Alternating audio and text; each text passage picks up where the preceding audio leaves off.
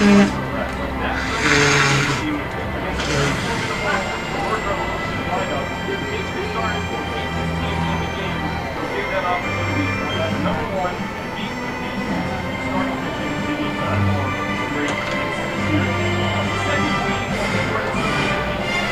right, check 1, 2. Test, test, test.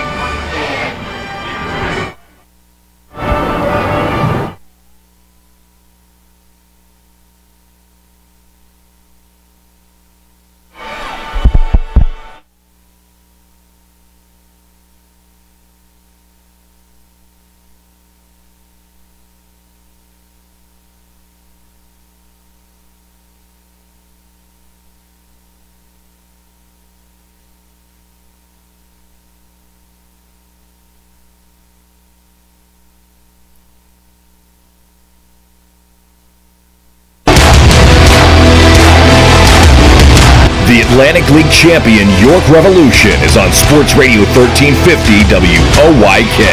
Onto the track, it is gone! It's gone!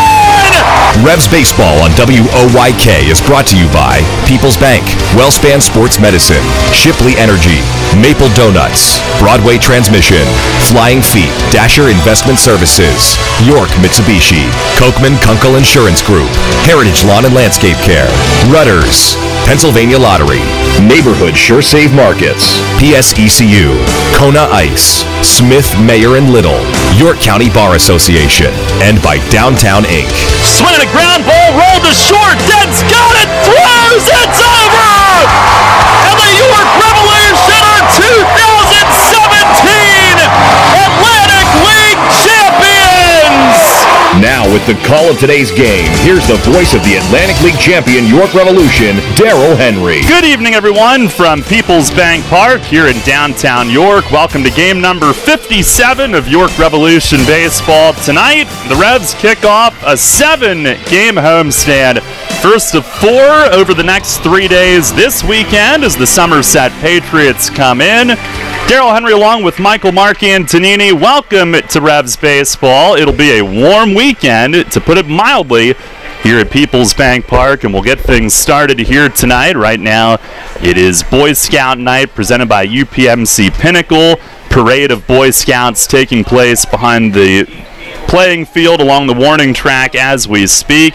And the Revs coming off a 4-game split the last 4 days at Long Island, getting back home here tonight.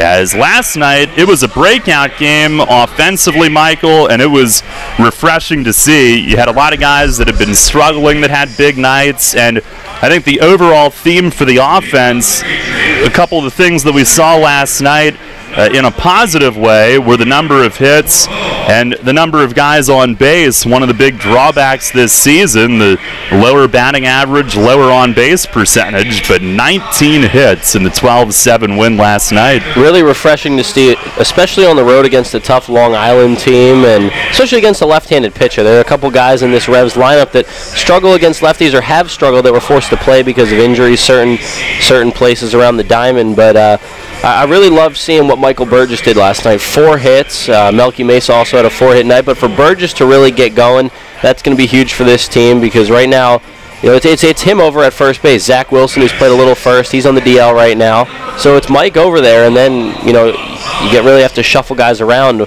if you want to give Mike a day off over at first. So it's good to see Burgess hitting, and then Malky Mesa has been maybe the team MVP over the last week and a half, the way he's hitting the ball. And it's just incredible, even with the quad that he's dealing with, that he can still hit that way. Sure, he doesn't have to play the field every day, so that helps, you know, the injury he's battling. But to still be in the lineup with that banged-up quad and be producing the way he is, that's great for this team going forward. Now the win got the Revs back to 500 overall, 28-28. They will face 2 contenders for first-half titles this week here on this homestand, beginning with the Patriots tonight, who are 31-24, a 3-game lead in the Liberty over New Britain and Long Island, both of those teams. Tonight, it'll be lefty Logan Williamson making the start. comes in 1-2 with a 7.24 ERA. Really, the last one was the first time he was roughed up. He was pretty good the first 2 outings. And right-hander Cory Reardon will go for the Patriots 3-3 with a 3.13 ERA coming in here tonight. Up next on the pregame, if you missed it last night, huge night for the offense. We'll have a few of those highlights from a happy trip home from Long Island. We'll get Mace's thoughts on it coming up shortly as well. First pitch tonight set for 6:30 here at Peoples Bank Park on Sports Radio 1350 WOYK. Dale E. Anstein is a personal injury law firm that specializes in auto and motorcycle accidents, workers' compensation, and personal injury cases. Anstein has been proudly protecting the injured in Central PA for more than 40 years and is proud to support the York Revolution. At Dale E. Anstein, consultations are always free, and there is no fee unless they win the case for you. To learn more about Dale E. Anstein, or if you're in need of representation, go to AnsteinLaw.com. That's ANSTINE Law.com.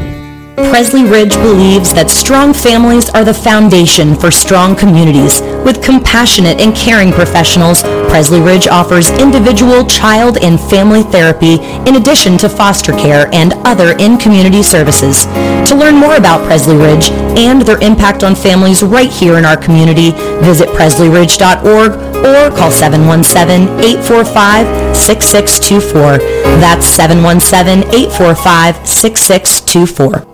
Want to give your child the best birthday ever without hosting, planning, or cleanup work? Book a Kona Ice birthday party at Peoples Bank Park. Parties include a 2-hour feast, goodie bags for all guests, and Penn State Children's Hospital playground wristbands. The birthday child gets a custom Revs jersey, a ceremonial first pitch, and a customized Revs birthday cake. Birthdays in the Kona Ice birthday zone during a Revs game. Best birthday ever. Details at YorkRevolution.com or 717-801-HITS.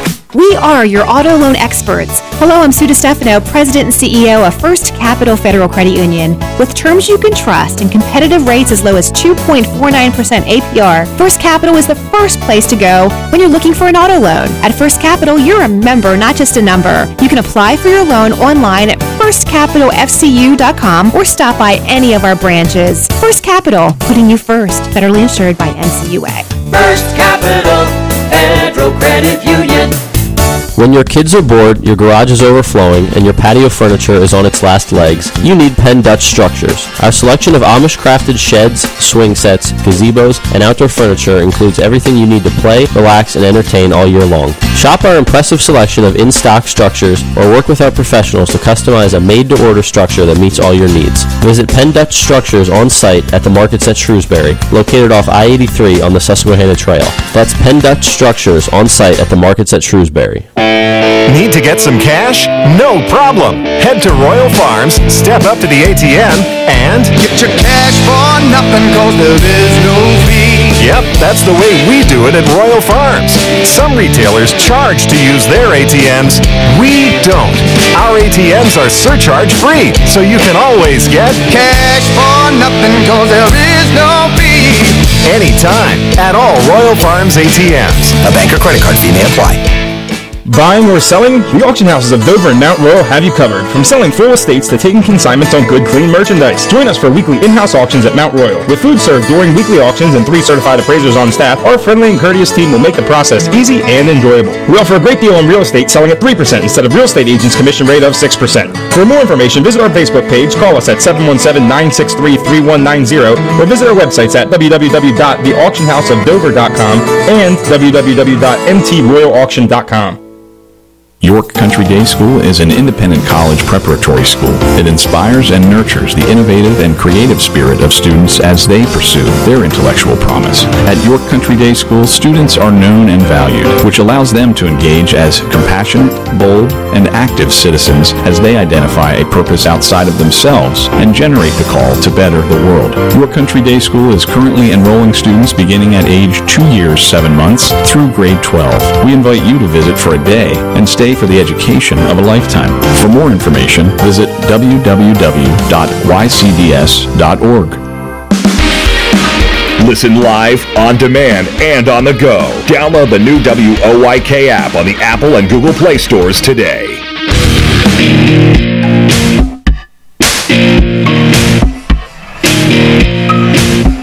Revs host the Patriots here tonight, first of a 4-game, 3-day series as we get this 7-game homestand started. Last night, a much more pleasant ride home. The Revs got the split at Long Island. Well, the traffic wasn't pleasant, but coming off a big 12-7 win, and one of the best nights of the season for the offense to date. If you weren't with us, here were some of the big hits from last night. It's the 1-0. And he swings, drives it deep left center. Vega on the run, not going to get to that one. One hops the wall. Dotel scores. Mesa being held wisely at third as Lyons chucks it in. Mesa just doesn't have quite enough in that quad right now to score from first base on that. But it's an RBI double for Michael Burgess, drilled to deep left center, and the Revs with a first inning lead. It's 1-0. The stretch, the 0-1, and a swing and a high chop at third, leaping Puckett. It's in and out of his glove. He'll have to hold it. That's a base hit, and it's 2-0. Mesa in to score, and Chavez with the RBI infield hit. 4 in a row for the Revs with 2 outs and a 2-0 first inning lead. Pitch to Dent, swing and a line smash, fair down the left field line. Burgess will come in, it hits the angled wall right to the left fielder Washington. He'll throw in toward third, Chavez will stop there. Ryan Dent is in at second with an RBI double, and it's 3-0 here in the top of the first inning. And here's Jose Chavez. Corners are in. First pitch, line to left. Washington in. And he short hops it. Throw to third. Mesa will get there. Throw gets away. 1 run already home. Here comes Mesa. He scores standing.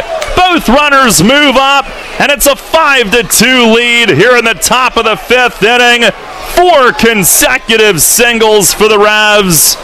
1-0, and Dent swings, hits it deep, left field, goodbye, 3-run home run, and the Revs lead 8-2 here in the top of the 5th inning. Ryan Dent unloads a 3-run shot into the Revs bullpen in left, and it's a 5-run inning, 5 consecutive hits, still nobody out. And Dent supplies the thump. After 4 straight singles, he clears them off. And it's 8-2. With York up 8-2, the 1-0. He swings, lines to left. Washington in, and that's down for a hit. Mesa waited to make sure it got in. He'll trot home and touch the plate. And it's 9-2 York. The Revs with their 15th hit, and Chavez with his 3rd. He'll bat from the left. First pitch is swung on, driven to the gap in right center. Vega on the run, can't get it. Down for a hit, going all the way to the fence. Mitchell around third to score. Casilla going to third. He's there easily with a stand-up triple, and the Revs lead 10-7. Here in the 7th inning, Alexi gets one right back. Now they would add a couple of more in the 8th inning en route to the 12-7 win. 19 hits, 1 shy of a season best. Twice last night they had 5 consecutive hits from 5 batters in a row. That tied a season best. Had a 7-hit, 5-run 5th inning, tying the most hits in 1 inning this season. Mesa and Burgess with 4 hits apiece. Chavez had 3 hits, 3 RBIs. Dent drove in 5, which came within 1 of his highest total in a York uniform these past 2 years. And all in all, big win last night, getting back to 500. And on this homestand, 2 teams that will be hoping to clinch first-half titles, maybe even in York. Somerset theoretically could do it as early as Sunday. The Revs will be trying to prevent that. Patriots' magic number is 5. It's 4 to eliminate Long Island, 5 to eliminate New Britain. Revs will try to create some steam of their own heading toward the second half here this week. We'll talk with Mace about that and more as the Broadway Transmission Manager's Report is coming up next. You'll always hit it out of the park with great Best Yet products from your neighborhood Sure Save stores. Like party platters with $18.93 deli items. Team up Best Yet hot dogs with Best Yet kettle cooked chips. And get Best Yet 12 packs of soda and Best Yet Rising Crust pizzas at Sobel's Markets in Shrewsbury, Stewartstown, Whiteford, and East York. And at Nell's Market Fresh Foods in Spry. Hi, this is Dan Patrick. Join me weekday mornings at 9 on Sports Radio 1350 WOYK.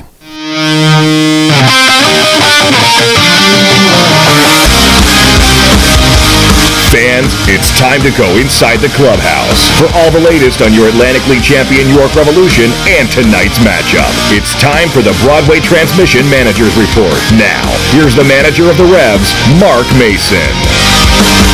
All right, Mace, well, great win last night to come home with, even though it took all night to come home. But the offense, that was really the type of game that you were looking for. Kind of goes against where this team has struggled, right? A high number of hits, high on base kind of night. Really refreshing to see.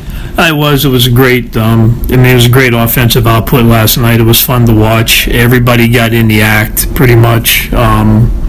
I think Mitch was the only one that didn't get a hit, but he hit the ball hard several times. But I think everybody else had a hit, at least one. I think we had, 12 runs and 19 hits or 14 hits, whatever it was. It was a bunch of hits. And the one thing that was different that we talked about in the shows before, we took some walks last night. And the walks ended up scoring and extended the inning for us and all those good things. So, that's one night. That's, we'd like to see it be more than one night, but it's a good start. And we've had some good nights during the season so far. We just haven't been consistent with it. So, hopefully we can carry that over to tonight. Some guys that could have really used big nights got those big nights as well. I'm sure you're happy from an individual standpoint to see some guys break out of funks. Yeah, we had some 4-hit nights last night, which was good, and some 3-hit nights. It was just good, and it was some balls that were hit opposite field. I thought that was important. We weren't really as pool happy last night as we've been in the past. I don't know why that was, but we just seemed to really settle in last night and have some good approaches top to bottom and work the pitchers really well. Well, now you have Robert Carson in the rotation full-time and had to battle a little bit more last night, but in a game like that where maybe he didn't have his best stuff or command, what do you think about the way that he got through those 5 innings? Well, he got through them fine. He got a high pitch count. He was in 90-some, whatever it was, and and we probably botched a couple plays for him too that might have shortened the innings for him and maybe got him out there for another 1+ inning. But he bowed his neck and he got out of some stresses, and that's all you can ask out of your starting pitcher, because it's not always going to be clean. You're going to have guys on base and you're going to have to pitch out of some jams, and for the most part he was able to do that. You're pretty excited for this homestand. You've got 2 teams coming in with big first half playoff implications and a chance to try to really put some wins together against a couple of the league's best right now. Yeah, it's a couple things. These games are big for them. They're big for us too, because we're looking at the overall win-loss record as well as trying to win the half, and so these games are important for us and for our guys to get on a good roll and come out and play against the better teams and be able to win some games. Notice the one guy that gets a night off tonight is Mitchell, and is that just a sense that he could use a night off his feet, or is it kind of the rotation thing at play? Well, no, tonight I think he needs a night off. I think he's been out there 12 or 13 days in a row. So tonight, after 12 or 13 days, it's time to give him a break. So we have a doubleheader tomorrow and a day game on Sunday. So he'll be out there for those games. But tonight I thought we'd give him a day off. And you've got Logan in the opener here, and when you look at Somerset's lineup, definitely more contact-oriented and moving guys along, some speed. What's the biggest key to facing them? Is it any different than some of the other lineups in the league where maybe there's some more power in there? Don't walk them. I mean, I think it's the same way as when you play Lancaster. I mean, some teams you can walk some guys and it's not as damaging, but these guys, they can run pretty well, so you don't want to walk a lot of their hitters and put them in position where they can take extra bases on you by stealing bags. So, make them earn it, make them hit their way on, and, pitch the contact, keep the ball down, and if we do that, we should be okay. All right, Mace, thanks a lot. Good luck tonight. Yep, thanks. All right, Revs manager Mark Mason on the Broadway Transmission Manager's Report, as Logan Williamson is just now wrapping up his pregame routine, walking in from the bullpen and right. We'll take a look at the starting lineups tonight, brought to you by Flying Feet. For the Patriots, it'll be Julio Bourbon in center field leading things off. The ageless Andy Chavez is in right field batting second. Alfredo Rodriguez at shortstop. He will hit third. Craig Massey is the cleanup hitter and will play at second base. No home runs, but hitting cleanup. Their three-hole hitter has no homers. In fact, 3 through 6, they have a combined 1. But the Patriots, as we said, known for putting the ball in play and contact hitting. So it's Massey hitting cleanup, playing second base. Danny Dorn, the first baseman, will hit fifth. Jovan Gonzalez is the catcher. He's batting sixth. Aaron Dudley will hit seventh. He's the DH tonight. Mike Francoso in left field will hit eighth, and Scott Kelly at third base will bat ninth. Again, Bourbon, Chavez, Rodriguez, Massey, Dorn, Gonzalez, Dudley, Francoso, and Kelly for the Patriots. For the Revs tonight, they will have Travis Witherspoon in center field leading things off. Alexi Casilla, the second baseman, bats second. Wellington Dotel in left field will hit third. Malky Mesa in the cleanup spot does the DHing. Michael Burgess Sr. at first base will hit fifth. Jose Chavez at third base is batting sixth. Ryan Dent, the shortstop, hits seventh. Luis Cruz will do the catching and bat eighth. And Tyson Gillies gets the start in right field tonight, batting ninth. Once again, it's Witherspoon, Casilla, Dotel, Mesa, Burgess, Cuevas, Dent, Cruz, and Gillies. And as the Revs take the field, we'll listen in tonight on our national anthem.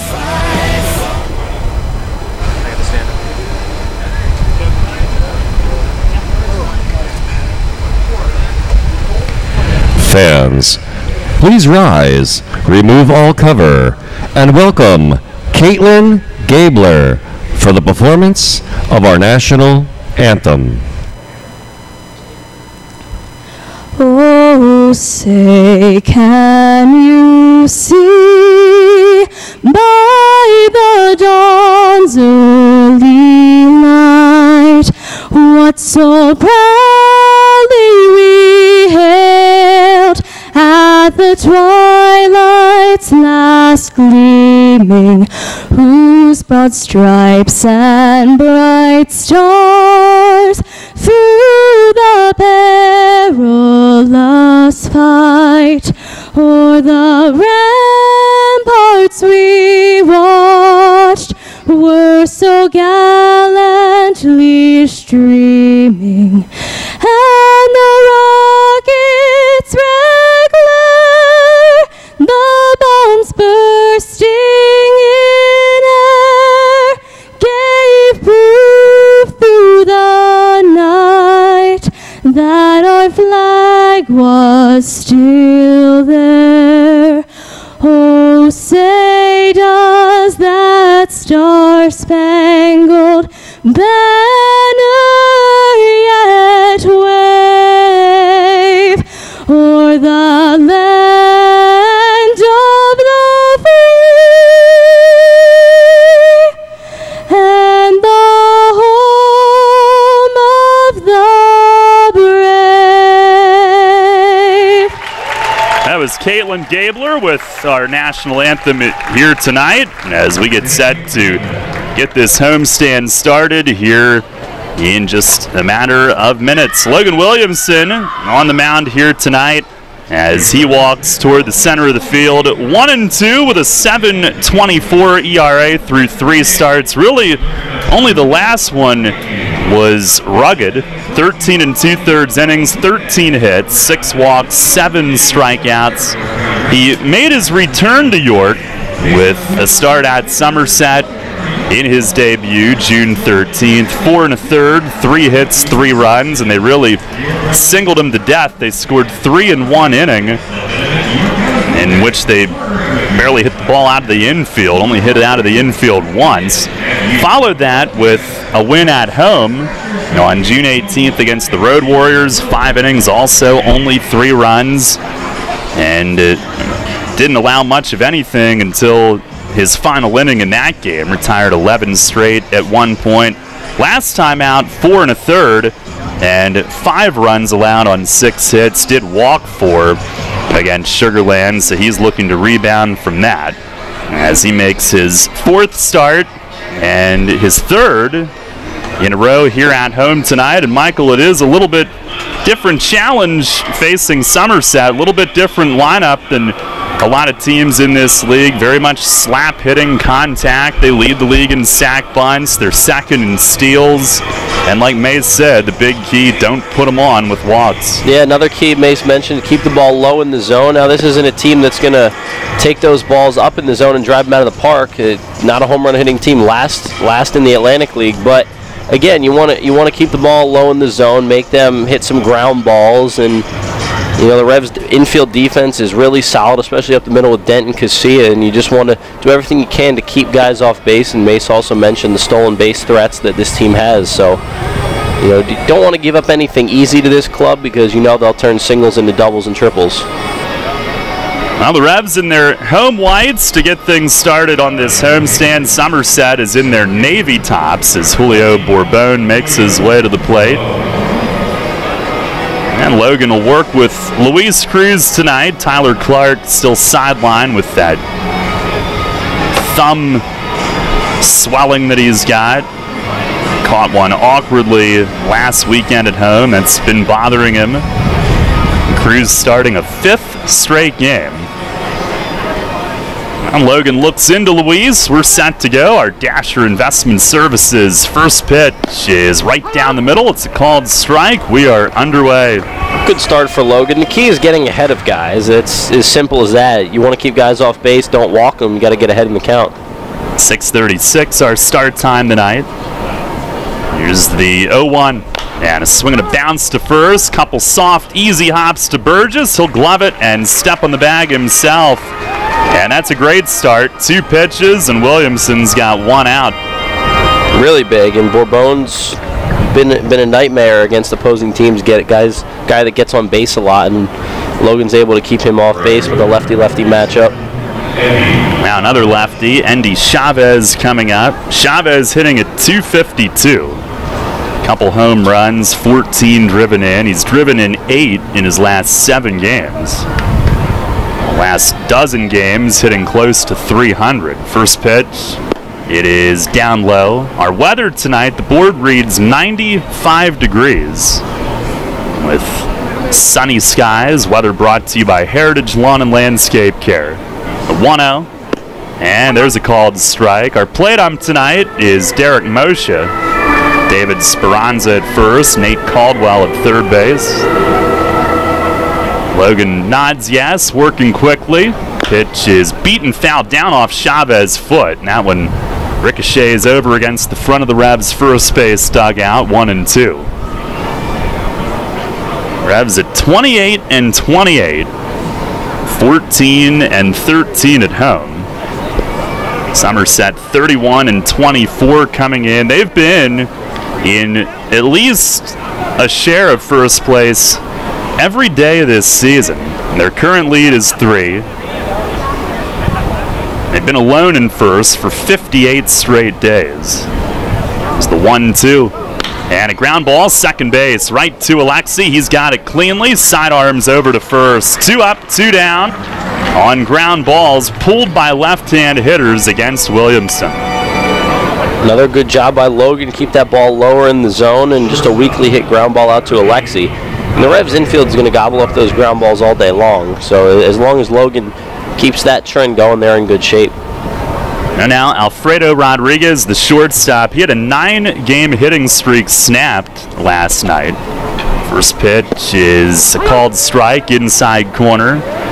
Last 10, he's still hitting .395. He's 10th in the league in hitting at .307.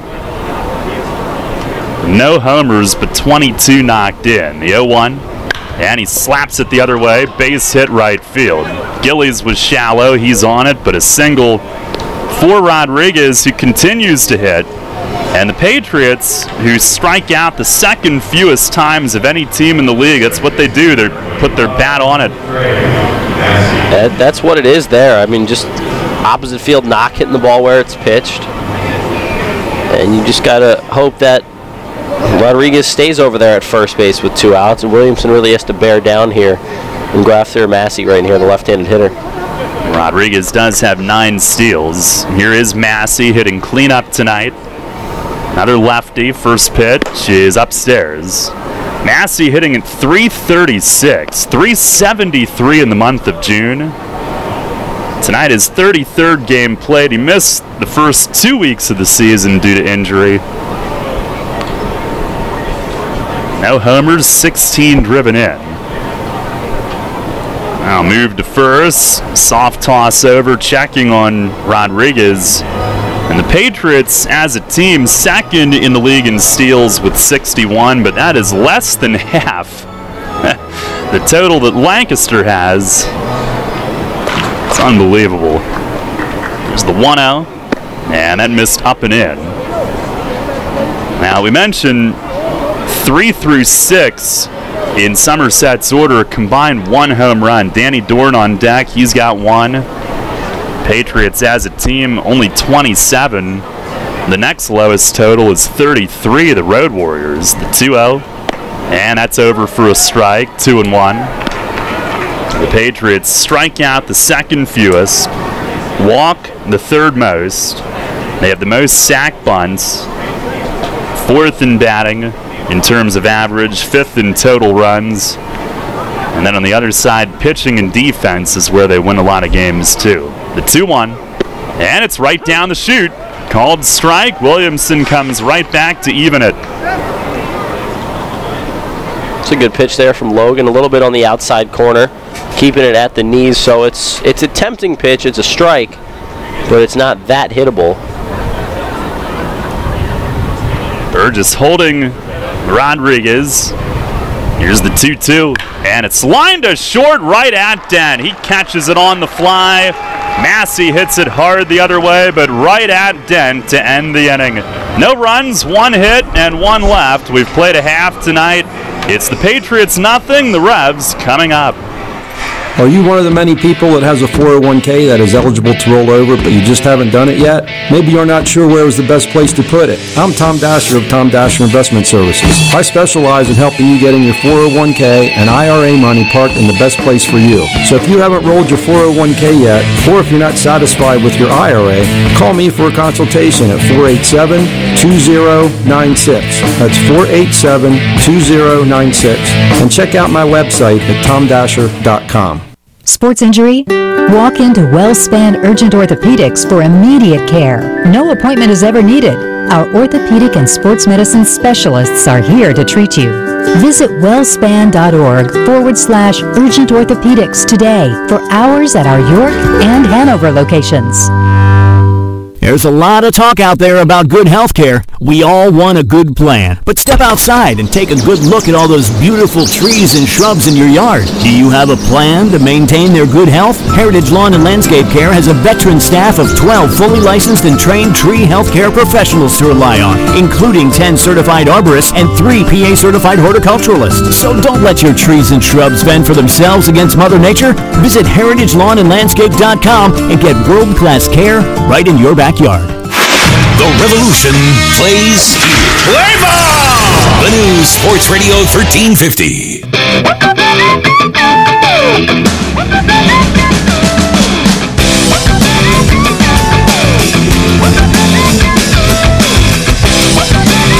Don't feel bad, Michael. Mark Schwartz next door just about jumped out of his chair on Cannonball. I'm getting pretty good at remembering it. I think I'm on a 6 or 7 game streak right now, Daryl. There you go. Season high? Oh, yeah. It has to be. It has to be. On no score, Cory Reardon set to face the Revs. Reardon 3-3, 6th in the league in ERA at 3.13 in 10 starts. He's 4th in innings, 63 1/3, about a hit per inning, 64 hits. Only 9 walks in 10 starts though, and he's 5th in strikeouts, 49 Ks to just 9 walks. Opponent's hitting .256. Witherspoon leading off tonight, first to face him. Former Bluefish Reardon set to go, fires home, and it's over for a strike on Spoon. He's hitting .254, 4 homers, 2 of those against Somerset. Not against Reardon though. Revs face him for the first time this year as he misses outside with it. 1 ball, 1 strike. Witherspoon, Casilla, and Dotel at the top tonight, with Mitchell getting the night off. And the 1-1 fastball strike call to Cutter on the outside edge. It's Patriots starting staff since June 3rd, 10-5 with a .274 ERA. Overhead wind, the 1-2, and a swing, and he just got a piece, bouncing a foul back. And over the last 24 games, they've allowed it 3 earned or fewer in 22. Of those 24, their starters have. And that has long been a strength of their club. Here's the pitch. And a breaking ball lined up the middle. Base hit for Witherspoon over toward left center. He stayed on that tumbling hook. He'll take a big turn, and he's on with a leadoff knock. That's a good approach from Chavez there. He sees the breaking ball, gets it, and keeps the hands back. He started to go forward with his swing a little bit, but the hands stayed back, and that's what's able to allow him to adjust to the breaking ball, then go up the middle with that. Now Alexi Casilla, a couple hits last night, including an RBI triple, hitting .298 at home, .389. That's from the left. First pitch is up high. Reardon grunting as he lets go of it. He was brought over from the Bluefish in the player dispersal draft. 31-year-old. He's 6'4", 200 pounds. Typical 3-4 pitch pitcher.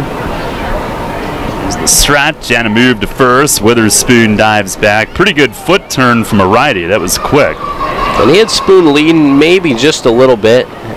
Either that or Spoon a little bit slow to initially break back to the bag there. It was pretty close. Reardon steps off. He'll go 4-seam, 2-seam cut. And then also circle change and curve as he throws over again. Spoon dives in again. Witherspoon 8 for 10 in stolen base attempts.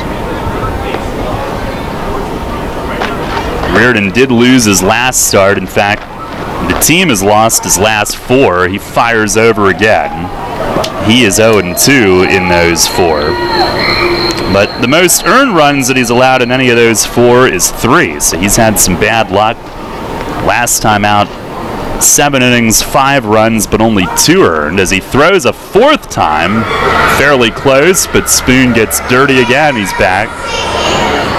That was against Southern Maryland, losing his last time out. Nowhere close to it, but I admire the effort. Yes. 2 balls, 1 strike. Alexi bends down deep. Another throw over. That's 6. Towards the pitcher's mound, and maybe that's to get a better look at Reardon on the mound, but I also got to believe that may be a little tougher to have to get back. Not only do you have to reach back, go across your body to get back to the bag, but to kind of turn your foot even more. 2-2, and a swing and a high fly, foul territory again, same area in left, a little bit shorter, that one down in the seats. Now Reardon now has thrown 10 pitches and 6 throws over to first base. Was he going for every 2 pitches to throw over at this point? It's pretty much his average here early on.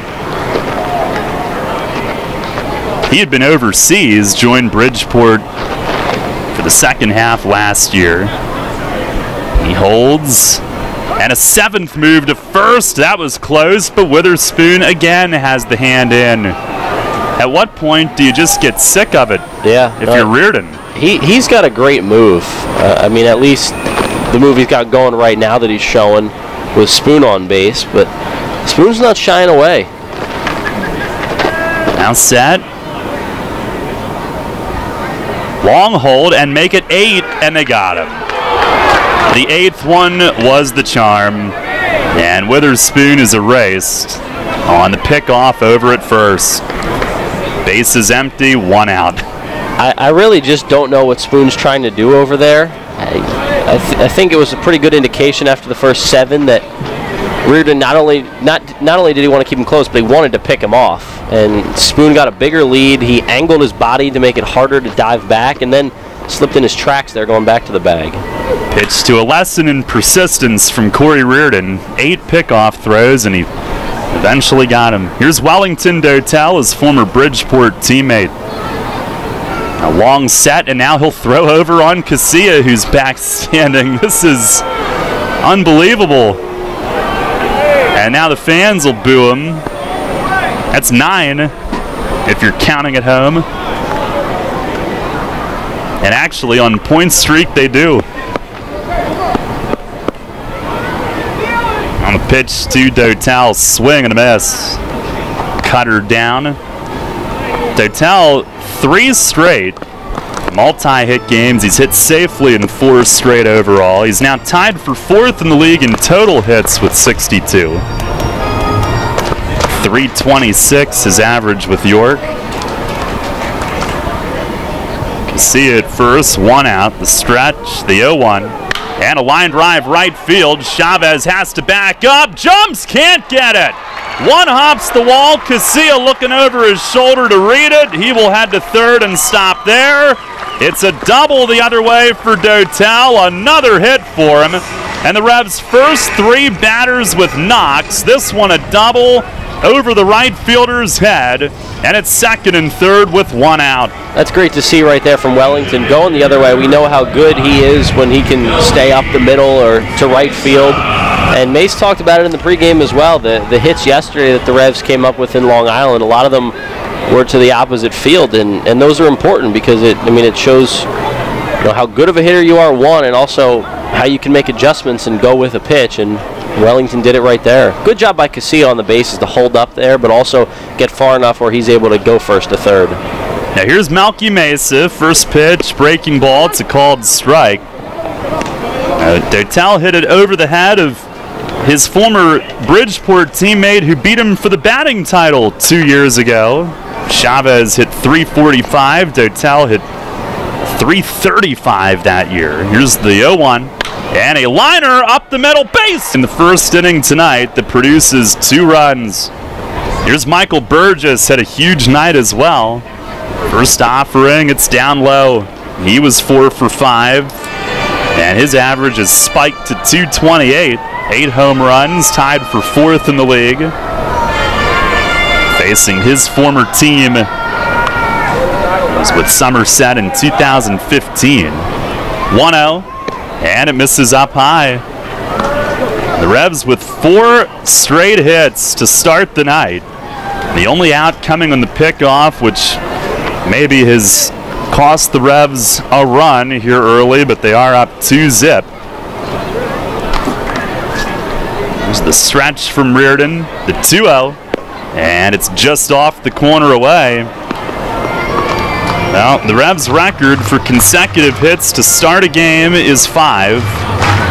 First time they've had 4 in a row to start a game since July of 2016, a game at Sugarland.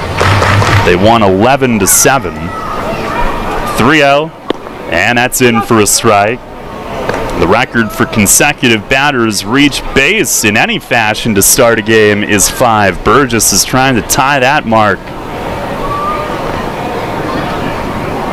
Mesa at first with 1 out, 2-0 the lead, 2 runs home already.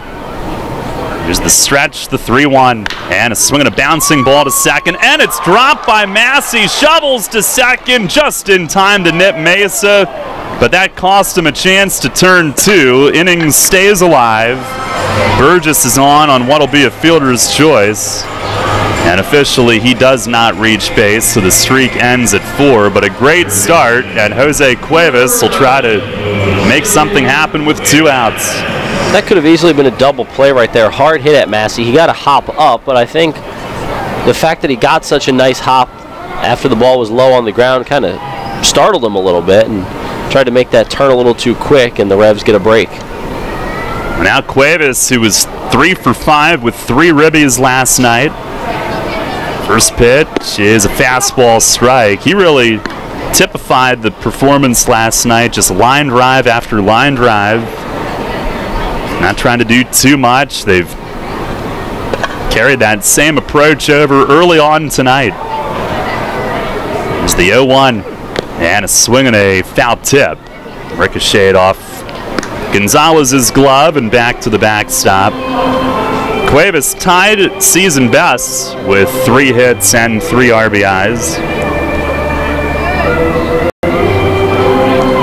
Revs have lacked in the total hits and on-base percentage departments, so last night and the start tonight certainly have been refreshing. There's the 0-2, and he fouls it back against the net. He is now driven in. Cuevas has 7 in 4 games, 13 in his last 13 games. And entering play last night, he had been held to just a 123 clip his previous 18 games. So many hard hit outs, but I mean, he was overdue for a night like that. And now Reardon will step off. 2-0 the lead, bottom first.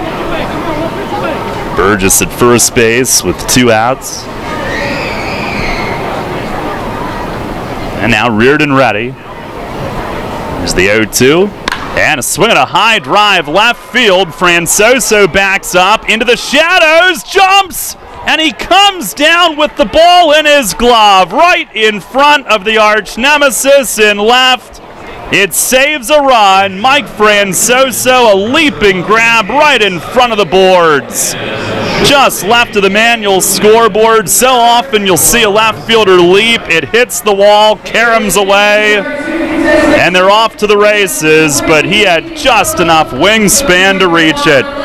An outstanding grab. Revs do score twice on 4 hits and 1 left. We go to the second. It's 2-0 York. What's the simplest, easiest, freest way to get in shape? Walking! That natural walking motion is great for almost everybody, but not every shoe is great for walking. Flying feet.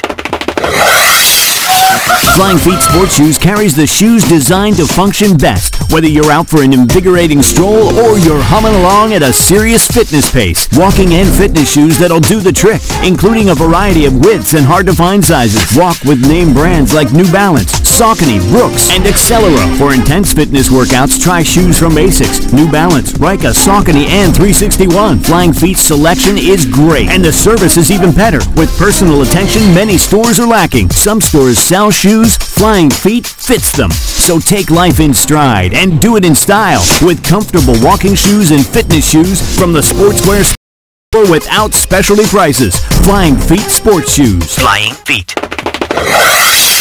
1511 Mount Rose Avenue, York, just off exit 18 of I-83. I'm a chef. Pleasing my patrons' palates is paradise. But lately, when I hear a cheer from the dining room, it's Keno from the Pennsylvania Lottery. Sure, it could be my veggie lasagna, but chances are it's customers picking numbers to win cash with drawings every 4 minutes. Keno's fun, exciting, and you can enjoy it as an appetizer or a main course. Hey, everything tastes better with winning. Keno, it's here. Played at your favorite bar or restaurant. Players must be 18 or older. Please play responsibly. Benefits older Pennsylvanians every day. The Baltimore Baseball Show with Dan Connolly, right here on Sports Radio 1350 WOYK, York.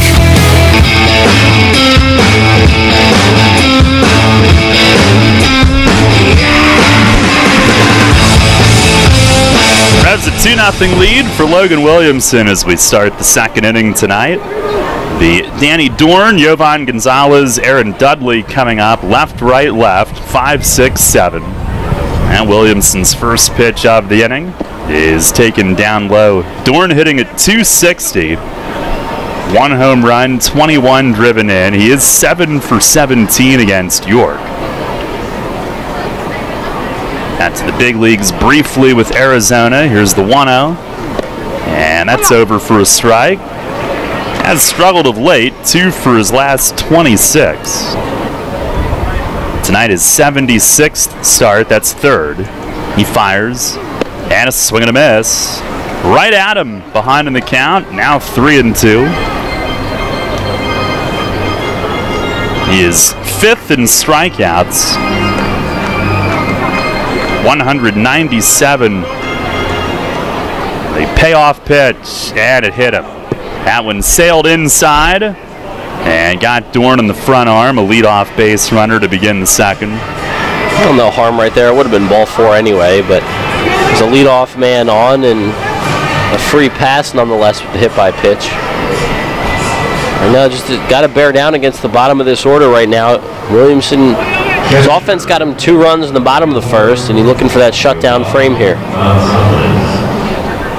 Williamson, 3 strikeouts tonight. He'll be the 5th in Revs history to get to 200. He is 3rd in innings, 3rd to get over 400. Did that in his second start. Here's Jovan Gonzalez, and he lays off up high. Gonzalez, the catcher, hitting 253. He has shared time with Adam Weisenberger this season. Against lefties, he's hitting 300, only 2 strikeouts and 40 at-bats. The 1-0, and that's right down the middle, strike called. Well, the leadoff man on. It's a 2-0 Revs lead here in the top of the second tonight. Stretch, and the 1-1. It's a fastball strike, outside corner.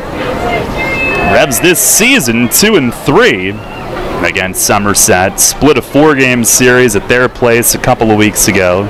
0-1 at home. They had 2 games rained out. Here's a swing and a grounder toward the middle. Dent stabs it, flips to Casilla, and he'll turn it to first. Double play. 6-4-3. It was right past Logan's glove, off the side of the mound, and Dent able to get to it up the middle to his left. Casilla did the rest.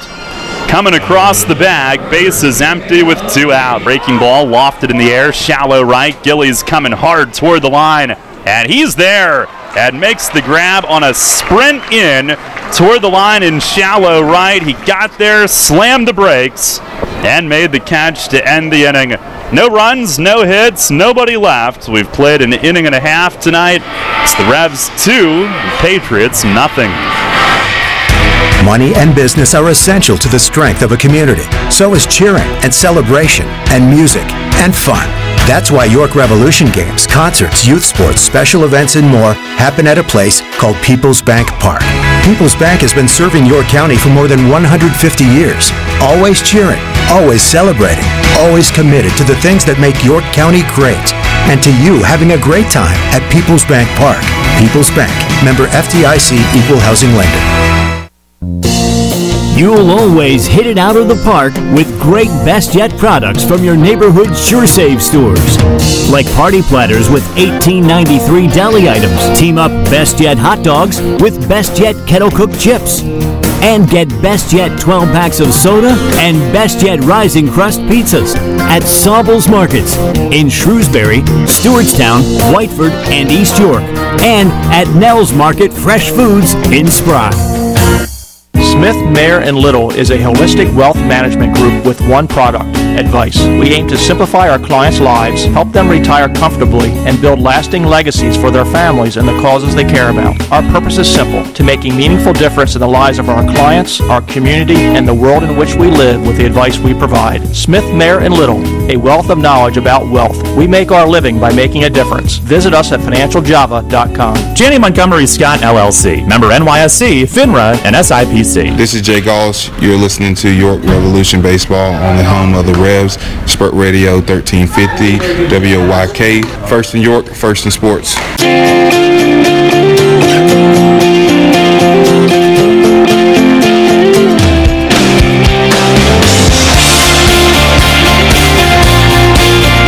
Bottom of the second inning, Revs with a 2-0 lead. Ryan Dent had a huge night last night. He'll lead things off.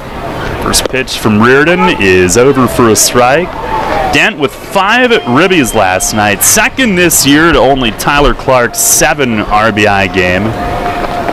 There's the wind, the 0-1, and a swing and a pop fly, shallow right. Chavez in a step. He'll slow it down and wait, and makes the grab, 1 away. For Dent, second in his Revs career to only a 6 RBI performance about a year ago. And 1 down, Luis Cruz up next.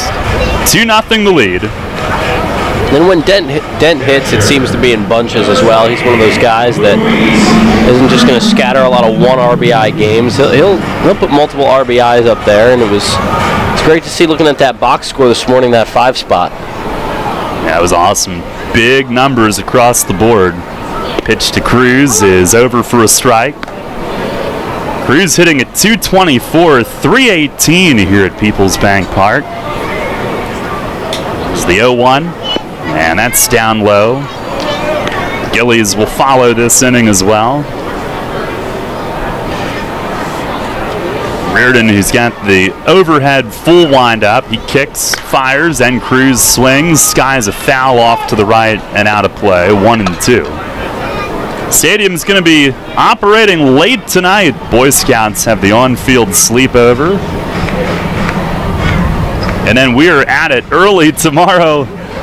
Day-nighter, thanks to one of those rainouts. The pitch, and a swing and a miss. Got him on a high fastball. Reardon's first strikeout of the night, 2 away. Well, lucky us, that noon start time tomorrow. How about it? Lucky us. That'll make sure that I get up and do something with my day. I'm gonna have to squeeze in a nap in between games. Now that's definitely happening. On the those big plush seats that we have in there. His Gillies he takes outside. Yeah, the one comfy-ish chair we have in the radio studio. Oh, there's 2 of them. We'll push them together, make a little nap area. 1-0, swing and a miss. What decade do you think those are from? Oh man, I don't know. I do know there's older stuff in this stadium than those. And in that studio.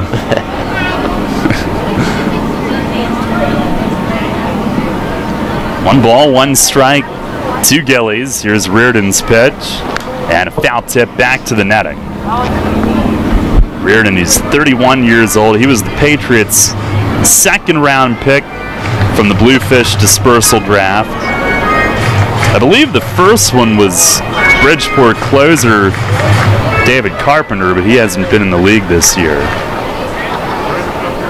It's the 1-2. Swing and a miss, change up down. Gillies reaching for it. Back-to-back strikeouts for Reardon, who goes 1-2-3 in the second inning, bouncing back. We go to the third. It's the Revs 2, the Patriots nothing. This is Doug Sprinkle, sales manager at York Mitsubishi, and I'm here to introduce the biggest nothing you've ever heard of. It's time for Nada Zip Zilch. That's what you pay in finance charges over 72 months on some of our most popular Mitsubishis, like the amazing all-new Eclipse Cross, the 7-passenger Outlander, and the ever-popular Outlander Sport. And to top that off, have a worry-free summer in your new Mitsubishi with no payments for 90 days. Gas prices got you down? Check out the high-tech, best-selling best-selling Outlander PHEV plug-in hybrid, rated at an amazing 74 miles per gallon equivalent for the 40-plus mile per gallon Mirage. It's like a go-kart on steroids for only $11,990. Big savings, top dollar for all trade-ins, and we want to approve everyone for credit. That means you too. More stuff for less money and almost twice the warranty of the competition. It's only at York Mitsubishi around the corner of Route 30 and Roosevelt Avenue, York, where Mitsubishi's always cost less. Come check us out at YorkMitsubishi.com. Since 1934, PSECU has given Pennsylvanians financial opportunities to live a better life. We are a credit union who offers valuable free and low-fee financial products, broad lending options, and outstanding money management for financing life. At PSECU, we are proud of who we are and committed to who we serve because our Pennsylvania roots run deep. We are banking on a difference. Visit PSECU.com to join us. This credit union is federally insured by the National Credit Union Administration. Equal Opportunity Lender. You're on the home of the Atlantic League champion York Revolution. Sports Radio 1350 WOYK, York.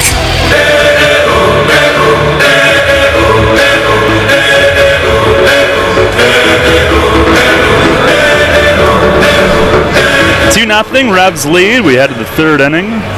Logan Williamson will face Francoso, Kelly, Bourbon, 8-9-1. Mike Francoso to lead things off. He's been a big key to their success. Bit of an unknown commodity coming into the year, but all he's done is hit .316, 8th in the league. Second in on base, .419. Left on left, first pitch. He drag bunts, and along the first base line, it just went foul. Burgess was ready to pounce, but it had spin and just turned foul in front of him. And he would have had to grab it and get a tag on immediately. Michael Francoso was right there. That would have been a knock, no doubt, if it had stayed fair. And I think Francoso, what slowed him down going to the bag is he tried to elude Burgess. I mean, that could have been one way to keep him from getting to first. Have Burgess bowl him over.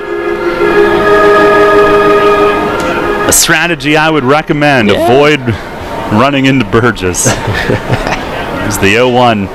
And a ground ball off Williamson's glove. Alexi barehands and holds it. And Francoso already at first base. It's an infield hit. Williamson followed through. Had to straighten back up and reach across just a bit. And he was so close to making that play, just off the end of the leather. And it slowed it down. Alexi charging hard, barehanded, but thought better than to let that throw go. That still might be a knock if Logan doesn't get a glove on. I mean, not necessarily, but the way Francoso got out of the box right there, had the extra step out of the left-hand box, he might have beat it. And now Scott Kelly could be a threat to bunt with the leadoff man on. And he does show it. Williamson missing up and away. Cruz came out of his squat staring Francoso back, and he does have good speed, 8 steals. Kelly's hit just 187. 27th game played, 21st start. Been an incredible role player, though, for them over the years. There's the 1-0. Shows bunt. Williamson misses high. Now Logan upset with himself. Kelly is showing that he might give them an out, and he's fallen behind here 2-0. Kelly basically began his pro career with Somerset, had some really productive seasons for them. Now moved first just to break the rhythm. Francoso wasn't far off. Hey, why not make a couple more throws over there? And Reardon spent the entire first inning throwing over. Keep him close. 2-0, and there's a fastball strike. Well, with all those throws over, I wonder how much that did impact his focus on the hitters or lack thereof. Revs pounded 4 hits off of him. 4 in a row to start the night. Williamson the pitch, and he swings, pops it up. Foul ground near third. Cuevas darting in, calls off Cruz. Probably a good 3/4 of the way in toward the home plate area. Cuevas busting it hard. He gets there, one away. It's a great call off from Jose there. He's got the better angle coming in on that. And then Cruz, you figure, one, he's got to throw the mask and also turn his back to make that catch. So a good job by Jose to call him off there. Now Julio Bourbon at the top of the order. Grounded out to first base, his first time up. Comes in tonight hitting .305. He's in the top 5 in several departments. First move is to first base, and Francoso again is back.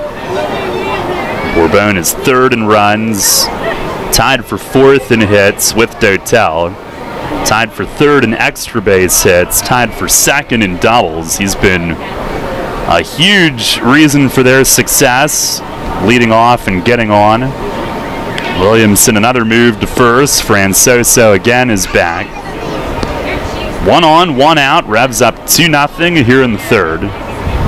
Bourbon against York coming in tonight, 7 for 17 with 2 of his 5 home runs this year and 6 driven in 5 games. Williamson ready. Pitch. He shows bunt, gets it down. Cuevas in from 3rd. Williamson picks up, throws it, but way late as he ends up on his back with his feet in the air, making that desperation throw. It's a bunt base hit, 1st and 2nd, and fortunately the throw was accurate, Michael. They really didn't have a chance to get him, and really tough play. You risk throwing it away there. I'm a little surprised that Williamson threw it, a little bit more surprised that he didn't throw it away, because not because I expected him to make a bad throw, but because he had to rush it, 1, and also 2, really just kind of throw his body that way just to get it off. Now, perfect bunt over between Williamson and Cuevas on the 3rd base side. And here's Andy Chavez, who grounded to 2nd his first time. 1st and 2nd, the pitch. He swings and misses. Good 2-seamer down and in on the lefty. Well, it was the 3rd inning at Somerset back in mid-June when Williamson made his debut for this season, in which they small-balled him to death, scored 3 runs. So far this inning, infield hit and bunt hit. Now the 0-1, and a cutter doesn't get the call. Looked pretty good to the outside there. Revs fans maybe dug out with a few words on that. 1 ball, 1 strike. 1-1, swing and a miss, a slider, and he stepped out on it. Tried to catch a hanger there, but flailed.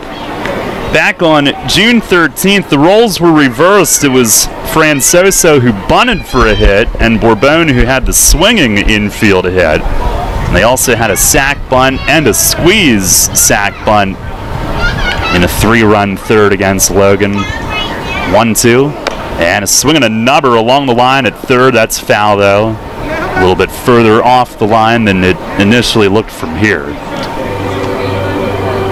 Well, it's mentally draining to play a team like Somerset, a team that pitches really well. I mean, they're towards the top of the league in all the major pitching categories, so you know you have to bring your A game on offense and try to scratch out hits, but you also have to worry in the field about what they're going to do at the plate. If one guy gets on, there's a whole slew of things that come into play: sacrifice bunt, a hit and run, bunt for a hit, all of that, and the Revs are seeing it so far tonight. Another 1-2. And a swing and a miss. He struck him out. Fastball down and in. That was the 4-seamer at 87. And Logan with his first strikeout tonight, number 198 of his Revs career. 2 outs in the inning. Gets him in on the hands a bit there. And right there, I think Chavez was trying to really do a specific job and hit the ball to a certain part of the field. And that's what caused him to get tied up right there. And Logan took advantage, made a good pitch. Now the guy with the only outfield hit tonight, Alfredo Rodriguez. First pitch is a changeup, and it flutters in for a strike. Good one to start him off. Rodriguez singled the other way. In the first inning, he's been hot, up near 400 in his last 10 games. 9-game streak was snapped last night. 0-1, both runners go. It missed inside. Cruz the throw. Chavez has to reach, and he tried to sell a tag. Trying to reach and get the foot of Francoso, who went in head first, but he's safe. It's a double steal. Francoso's 9th of the year, Bourbon with his 15th. And it's 2nd and 3rd now, a 1-1 count to the hitter. That's a good double steal right there for Somerset. Both guys got great jumps, and they made it really hard for Luis Cruz, who made a great throw, an aggressive throw down to third despite not really having that much of a chance. But with 2 outs, you don't have to worry about it as much. Williamson ready. The 1-1. And a swing and a chopper to short. Dent waits back, gloves it, fires it, got him. Inning over. Both left on in scoring position as Williamson puts up another 0 to start the night. High chop to short. Dent handles that. No runs, 2 hits, 2 left. They didn't hit it out of the infield all inning. Now we go to the bottom of the 3rd. Still 2-0 York. Rudders has all your favorite seafood options. Tavern battered cod sandwich, crispy fried shrimp with bada bing dipping sauce, flavorful crab and corn chowder, just to name a few. Rudders Seafood. One try and you'll be hooked. Rudders. Why go anywhere else for seafood? Feelings of stress, sadness, or anxiousness can be signs of depression or other mental health issues that should be addressed. If life seems too difficult to manage, Presley Ridge can help. Call Presley Ridge today, and our team of compassionate mental health professionals will help you enjoy your life again. Presley Ridge offers mental health services for all ages in York and Harrisburg. Make an appointment today. Call 717-845-6624 or visit presleyridge.org/outpatient. Remember rushing to the newspaper in the morning to read all about that Revs game from the night before? Was it? Yeah, that was a long time ago. We barely remember that too. Sports Radio 1350 is your home for local sports, and we're taking care of that news void in your life. Get your York Revolution game articles delivered right to your inbox every morning, courtesy of WOYK. Simply log on to YorkRevolution.com and click to sign up to receive daily game recaps right to your inbox. Keep up to date every day as the York Revolution go for another Atlantic League title. We're your source for local sports. Sports Radio 1350 WOYK. First in York, first in sports. Rutter's Hot Dog Extravaganza is here. Rutter's Kunzler Hot Dogs and brand new corn dogs are only 2 for $2. Our amazing Kunzler Bacon Wrapped Cheddar Dogs and sausages are only 2 for $4. Earn 2 cents on fuel for every deal purchased. Must scan rewards card. Rutter's, why go anywhere else? This is Luke Westfall. You're listening to York Revolution Baseball on the home of the Revs. Sports Radio 1350 WOYK. First in York, first in sports.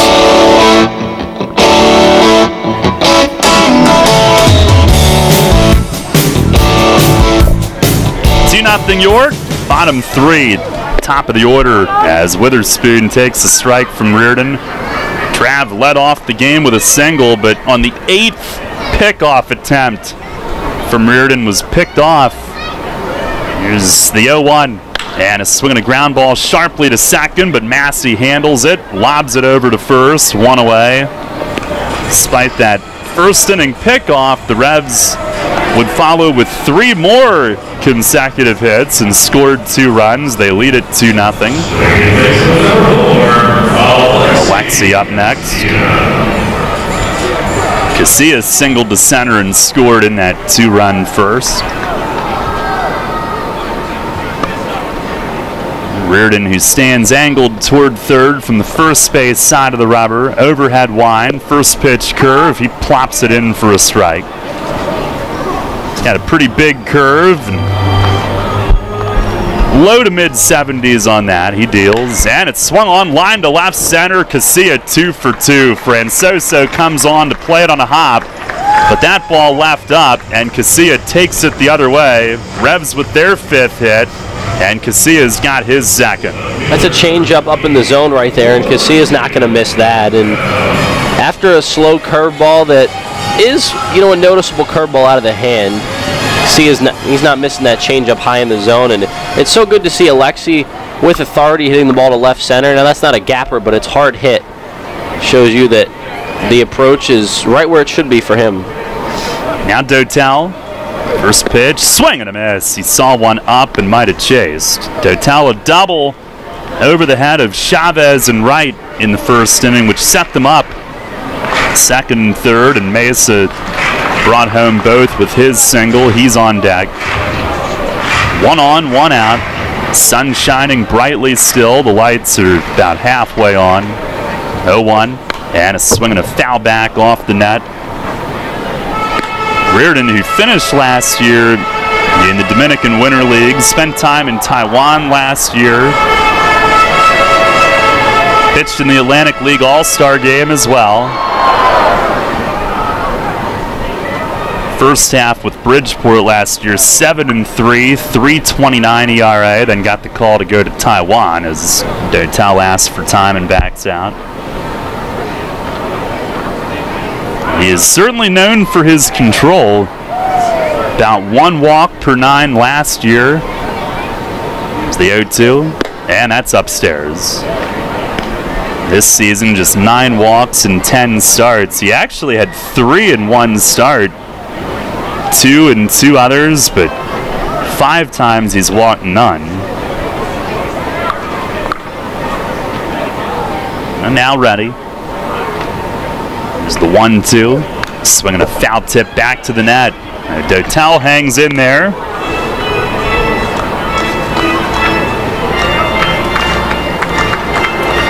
Take a look at our York Mitsubishi out-of-town scoreboard this inning, and Lancaster is at Sugar Land in about half an hour. Skeeters have won the last 2, and they lead by half a game now. Pitch, swinging a bouncing ball foul, third base side. What game of that series is that? We're looking at 4 or 5? That is 5 out of 7 now. 5 tonight, okay. Yeah. A lot riding on that series, of course. But I mean, there's a good chance it still might not be decided after that. I mean, it won't be clinched. Yeah. Yeah, if they go fairly even. Here's the pitch, and a slider low. Good layoff from Dotel, or actually a curveball. Looked more like slider break, but it was a curve. Well, I guess if Sugar Land wins the next 3, then they would clinch. Or maybe not even yet. That would put them 3.5 up. Yeah, I guess 3 left, but at one point, the half game has to even out at some point. They'd probably have the tiebreaker, though, by then. Here's a foul tip back to the net again. 2-2 it stays. Good at bat from Dotel. Casilla at first, 1 out. It's 2-0 York in the third. Right now, Long Island trails the Road Warriors at home, 3-0 in the third. They are 3 back of Somerset, and New Britain, who's also 3 back, is scoreless at home with Southern Maryland in the fourth. Another 2-2. Strike 3 called, and Dotel knew it. Fastball at 89 on the outside corner. Third strikeout for Reardon tonight, and there's 2 away. All those breaking balls, then he snuck the fastball over and froze him. That was our York Mitsubishi out-of-town scoreboard for the early stages of the evening. And here's Malky Mesa, the Revs with a 2-0 lead on his bat. 2-run single up the middle in the first after going 4 for 5 with 4 runs scored last night. First pitch, breaking ball, it's outside. Mesa now has hit safely in 10 straight. He's hitting over 400 on that streak. Gotta believe the quad's okay. I mean, he's on base plenty and coming around the bases plenty, as you see the 4 runs last night, so it's good enough to run. 1-0, curveball called strike. Good enough to run every time he's up, I should say, but it would be a huge boost for this team if he's able to play outfield within the coming weeks, at least maybe early on in the second half. You'd think maybe you'd be able to get him out there if that All-Star break rest maybe helps out. Number 1-1, swing, and he pops it up. Right side, it's Massey from second, hustling over, now out, and makes a 2-hand grab, cradling it in, and that'll end the inning. Revs with a single from Casilla, but he's left on. And we'll go to the fourth tonight. Michael with the play-by-play. The Revs lead the Patriots 2-0.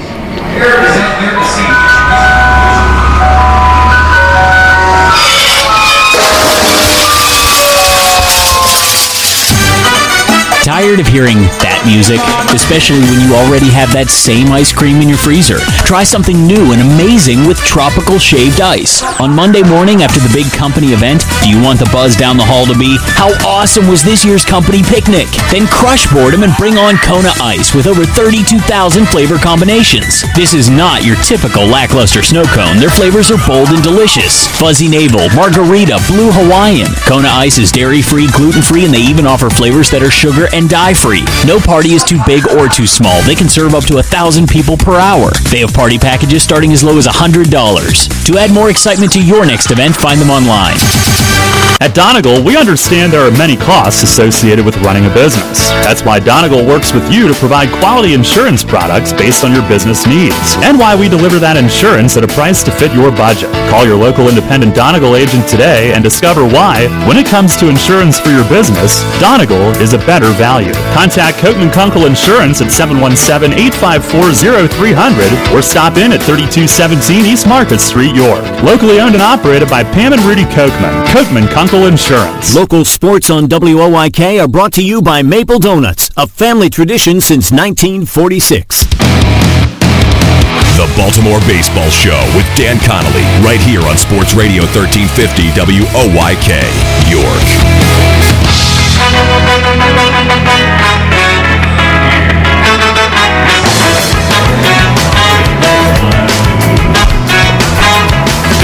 Revs lead at 2-0 over the Somerset Patriots, top of the fourth inning. Game one of this four-game, three-day series here in York.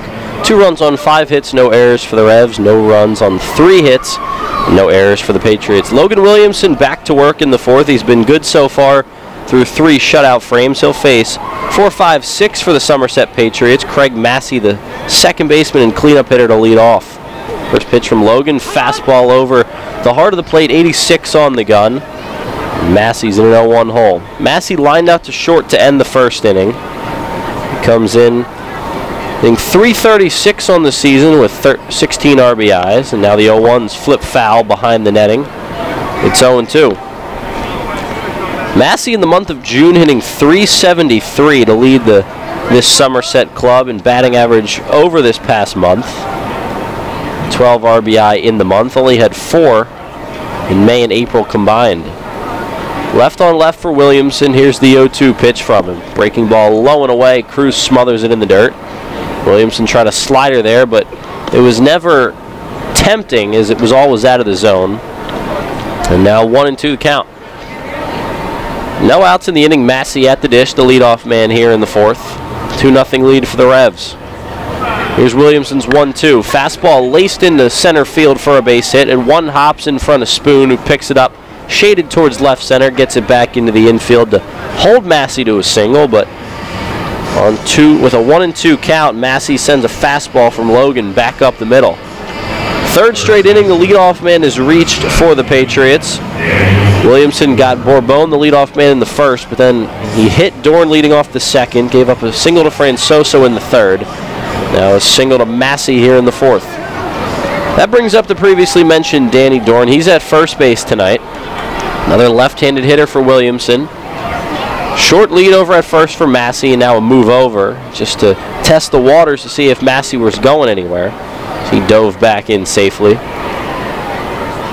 The man on first, no outs here in the fourth. Dorn at the dish.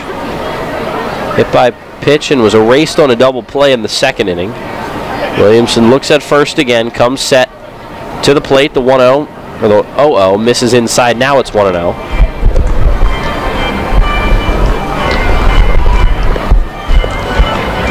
Dorn hitting .260 on the season. 1 home run, 21 driven in. 2-0 lead for the Revs, top of the fourth. Williamson, another move over to first. This one a little bit more aggressive, and back standing at first is Massey.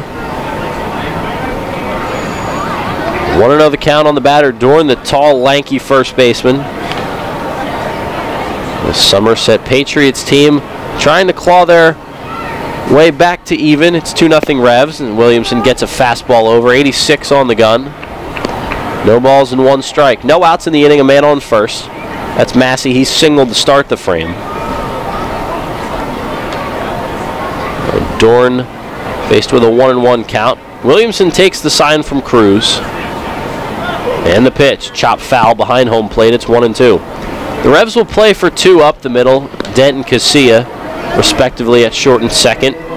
The third baseman, Chavez, with the lefty at the plate, is shaded more towards shortstop. It's about 2 body lengths off the third base line, maybe a little bit less. Depth-wise, he's about 3 steps behind the third base bag. Burgess holding the man on at first, and there's another move over to Mike at the bag, and back safely is Massey. Revs got both their runs in the bottom of the first inning. First 4 hitters in the game reached with hits for the Revs. Now the 1-2 pitch, swing and a miss, and a changeup actually foul tipped into the glove of Cruz. Strikeout number 2 in the game for Williamson. Strikeout number 199 in his Revs career.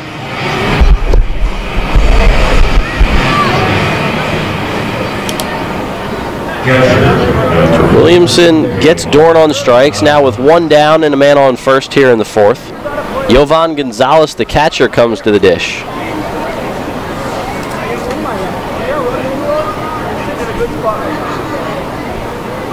Gonzalez, a right-handed hitter. Pitch from Williamson, breaking ball, looked like a tight slider in for a strike. It's 0-1. Williamson's been excellent through 3 1/3 tonight. Has scattered just 4 hits. Has not walked anybody. He's hit a batter. All singles he's allowed. Man on first, 1 down. Here's the 0-1 to Gonzalez. Fastball, snap throw to first by Cruz, not in time. Back standing is Massey. A good tag attempt by Burgess low on the foot of Massey, but Massey was already back on the bag. Williamson looking to keep it a 2-0 game here in the top of the 4th. Get his team back into the dugout. Revs a good start to the night against Cory Reardon, Somerset starter. Williamson a look over at first, the leg kick and the pitch. Changeup misses just low and away. And it's 1-1. Williamson was a draft pick of the Chicago White Sox back in 2004. This is his 13th professional season. Reached High A in the White Sox system before turning it over to the independent landscape. This is his 4th season with York, 5th in the Atlantic League. The 2-1 runner goes, line drive into left field, the base hit. That's going to get into the corner. 1 hops the base of the wall. Dotel will get it back in. Going first to third is the runner Massey, and digging in, sliding at second with a double is Jovan Gonzalez. So a 1-out double for Gonzalez, and the Patriots are in business with runners at second and third and just 1 down. First extra base hit allowed by Williamson tonight. Massey, good job reading that liner, knowing that it was getting over Cuevas' head and down. Dotel, the left fielder, was shaded more towards left center. He did a good job cutting it off, though. Couple hops to the base of the wall. Dotel played it well off the carom. He knows that wall well and left. Now Williamson looks like he'll work out of the windup with runners at second and third and 1 out. The new batter is Aaron Dudley, the DH. Now time is called. Dudley steps out to readjust the batting gloves. 2-0 lead for the Revs, top of the 4th, but the tying run is at second base for Somerset. The go-ahead run is at the plate. The Revs will pinch the corners in a bit, keep the middle infielders back. Now the first pitch to the batter, Dudley, is low, 1-0. Each team with 5 hits in the game. Dudley at the dish, he's the K-man. Boy, would it be huge to get him on strikes right here for Logan. The 1-0 pitch in on the hands, but taken by Dudley for a ball. It's 2-0. 2 balls, no strikes, 1 out. Runners at second and third. Massey's over at third. He singled to start the inning. Gonzalez out at second. He just doubled the left field.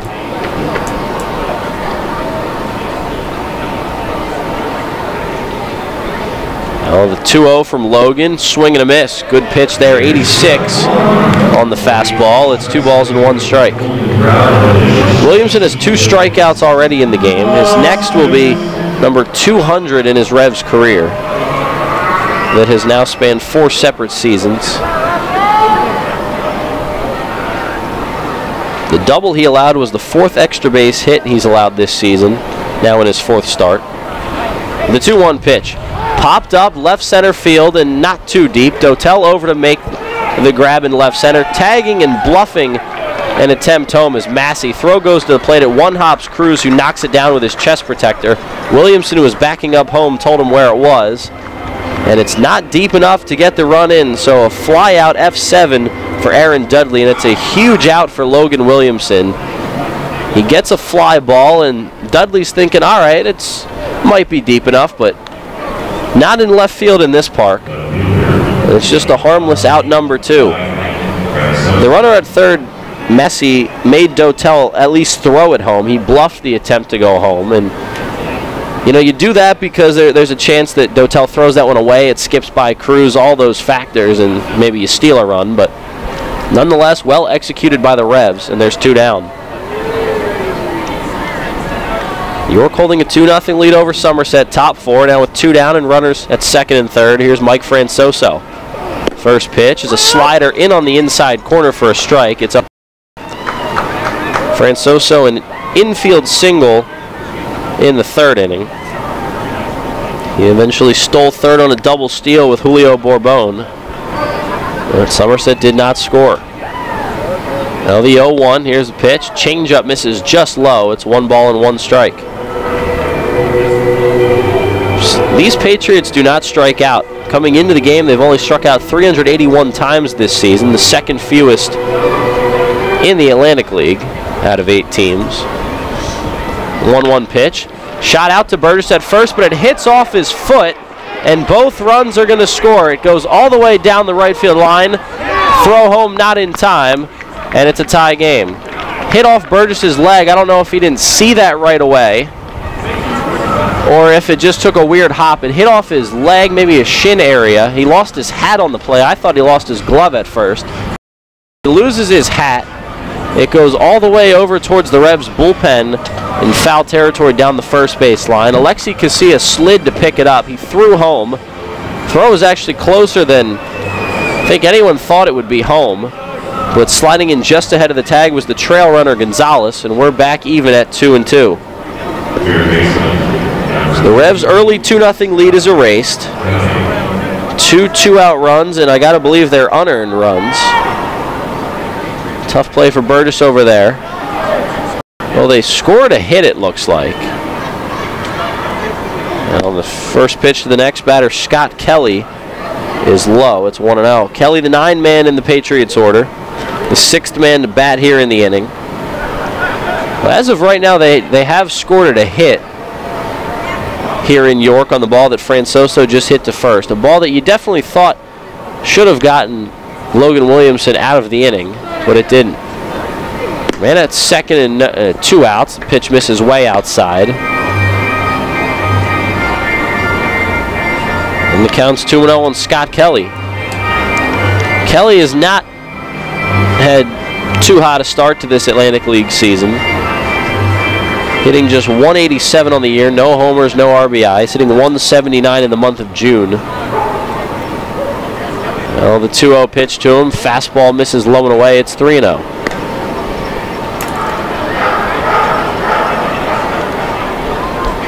Revs and Patriots tied at 2, top of the 4th. Revs came into the inning up 2-0. The Patriots have scratched across 2. They've done it on 3 hits.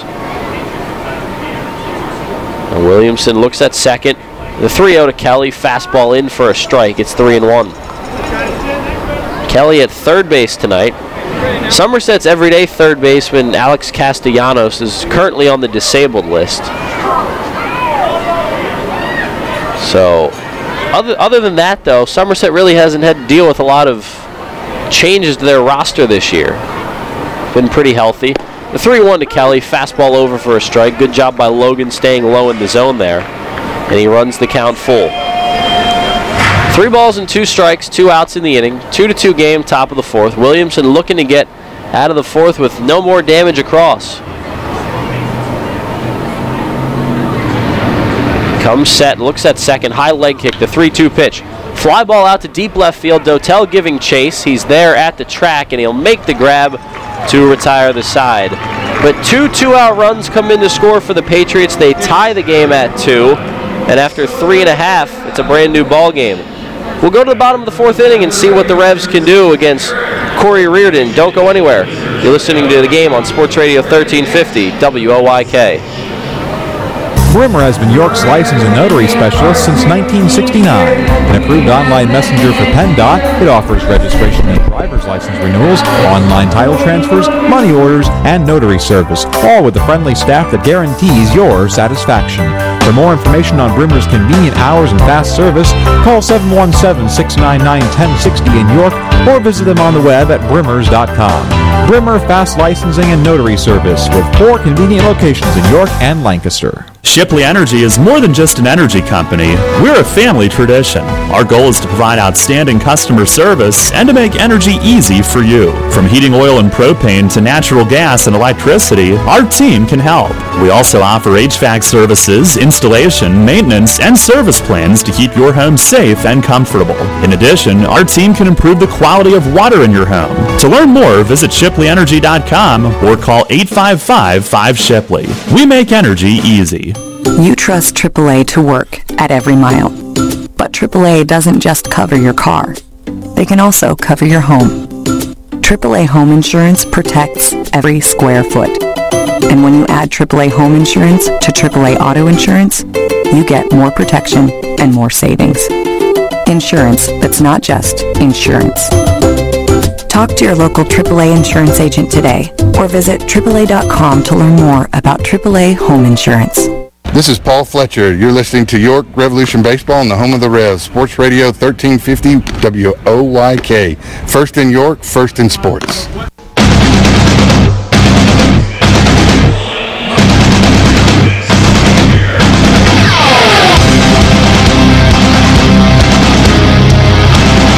Bottom of the fourth inning from downtown York. 2-2 ball game between the Revs and Patriots, and Michael Burgess leads off the bottom of the fourth. He takes a curveball in the outside corner for a strike. 0-1 the count.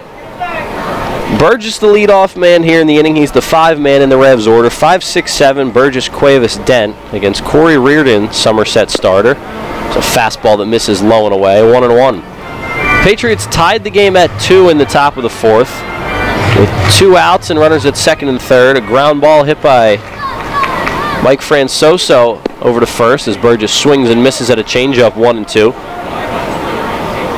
A ground ball over to first was booted by Burgess. They originally ruled it a hit, but told that could be switched to an error at some point.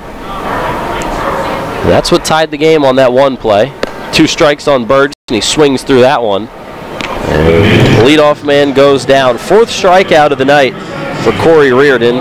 Burgess now 0 for 2. That'll bring up Jose Cuevas, who was robbed of extra bases and an RBI in the first inning. He hit a towering fly ball to the arch nemesis in left field. Now, of course, it's only 300 feet to that wall out there, but when I say he was robbed, more so mean based on the play, not how far he hit it. Towering fly ball to left that Mike Francoso jumped up and grabbed. Cuevas takes a strike there, 0-1 on the curveball. Francoso jumped at the wall and left in front of the scoreboard out there and made the grab to end the inning. Well, Cuevas chops one over to third, a foul ball past Polo, and it's 0-2. It was a ball that off the bat didn't look like it was going to get to the wall, and then carried a bit. Francoso was back on the track. He jumped at the wall and robbed Cuevas of what probably would have been an RBI double. At that point, the Revs lead stayed at 2-0. It's now tied at 2 as Cuevas chases a fastball up in the zone. Strikeout number 5 for Reardon. Back-to-back Ks here in the fourth. Now with 2 outs and no one on, here's Ryan Dent. So they have changed the ball that was hit by Francoso out to Burgess to an error. It was originally scored a single, which would have given Francoso 2 RBI on the play. But now no RBI, and it's an E3. So Burgess commits the error. That's what tied the game. With 2 outs, here's Dent, swings through a fastball up in the zone. It's 0-1. Dent, 5 RBI last night in a 2-hit effort in Long Island. The Revs' 12-7 win over the Ducks. He went 4 for 11 with a homer, 6 RBI, and 2 runs scored in the 4-game series. The 0-1 pitch to Ryan. Fastball low and away. It's 1-1. And it looks like Dent's bat's coming around. So makes a nice grab on, and the inning is over. Revs go down 1-2-3 here in the fourth, and after 4 full, we're knotted at 2. It's the Revs and Patriots in Game 1 of a 4-game series. Stick with us on Sports Radio 13. Real fast. If you own a tractor-trailer business, then you know the cost of having your rig down instead of on the road. Rivers Truck Center in Red Lion keeps your trucks on the road by providing a one-stop shop for all your trucking needs. Rivers handles full-service truck sales and carries a full line of parts for all makes and models, has their own full-service collision center, and provides 24-hour emergency towing and roadside assistance. Check out riverstruck.com for more info. There's a reason Rivers Truck Center has been in business for over 40 years. They really do care. It is easy being green. In York County, trash is safely managed at a waste-to-energy facility where it is used as fuel to produce electricity. The electricity generated from trash is enough to power 20,000 homes. That's enough to light the entire city of York. Learn more at www.ycswa.com. Garbage is power. This is Ryan Dent. You're listening to York Revolution Baseball on the home of the Revs, Sports Radio 1350. WOYK, first in York, first in sports.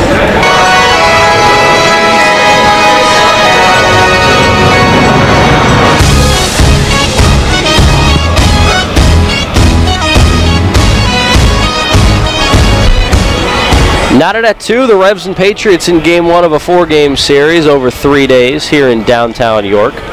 Revs got an early 2-0 lead in the bottom of the first on Malky Mesa's 2-run single up the middle.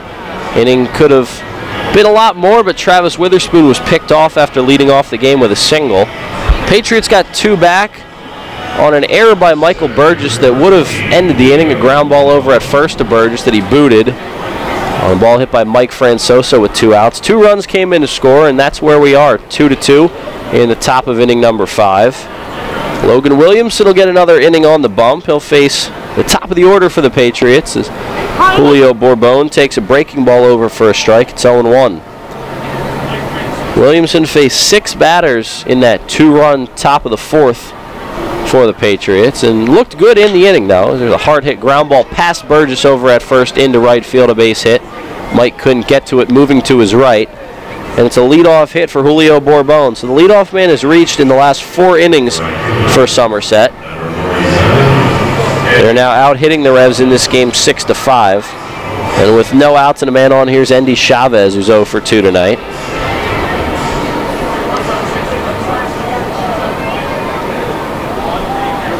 Chavez, the left-handed hitting veteran, will dig in against Williamson, who is at 199 career punch-outs in a Revs uniform. Move over to first, and back safely is Bourbon. Williamson came into the night with 197 in his career as a Rev. Looking to get to that number 200 milestone here tonight. Tie game 2-2, top of the 5th. There's a drag bunt from Chavez. It's a good one. Williamson dives, flips to first, got him in time. Heck of a play by Logan Williamson on the drag bunt there to sprawl out in front of the charging Alexi Casilla at second, flip in one motion to first, get it over to Burgess, and retire Endy Chavez, who's joking with the Revs infielders. That was an excellent bunt attempt from Chavez there. Got it down. It wasn't too hard hit. It also wasn't too soft where Cruz, the catcher, could field it. But instead of a bunt hit, it works as a sacrifice as Bourbon gets over to first base, or to second base. So it'll be a sac bunt 1-3 on the putout. But could have been much more. Good job by Williamson to limit the damage. Now taking off for third is Bourbon. Thrown out is in plenty of time, and Luis Cruz has thrown out another base runner. Number 9 on the season for Luis Cruz, base runners that he's chucked out. And that's a big out, number 2 for Williamson. Bourbon didn't waste any time once he got to second trying to pick up third. He didn't really get a good jump. The pitch was quick to the plate by Williamson, and Cruz threw a dart down to Chavez. They got Bourbon by about a step and a half. So quickly 2 outs and no one on here in the top of the 5th. Still a 2-2 game. Here's Alfredo Rodriguez. The first pitch to him was called a ball on the pitch that Cruz threw down to third to get Bourbon. Now it's 2-0 as that one misses. What a throw by Luis Cruz. Threw a dart down there, and it wasn't even close. 2-0 from Logan. Misses inside. It's 3-0 on Rodriguez. The Patriots are now 2 for 3 in stolen base attempts tonight.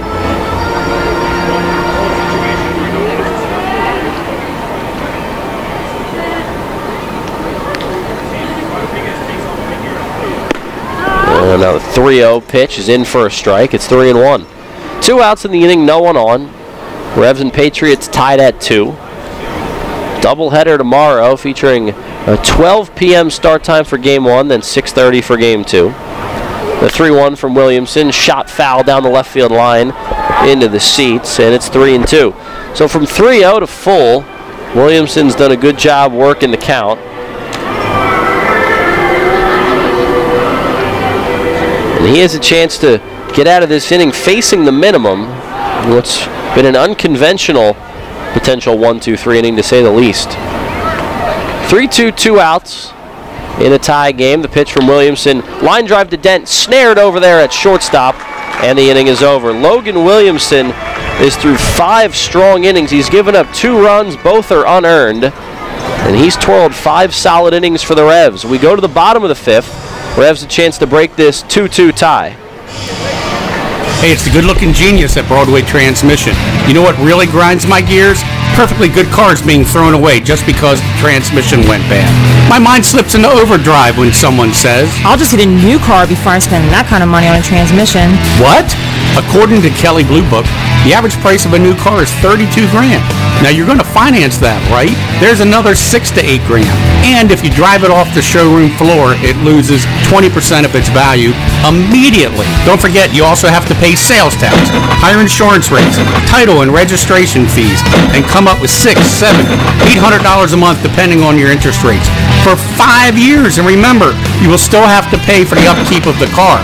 Brakes, tires, wipers, fluids, etc. Stop! Trade your transmission, not your car. Thanks, good-looking genius. You're welcome, ma'am.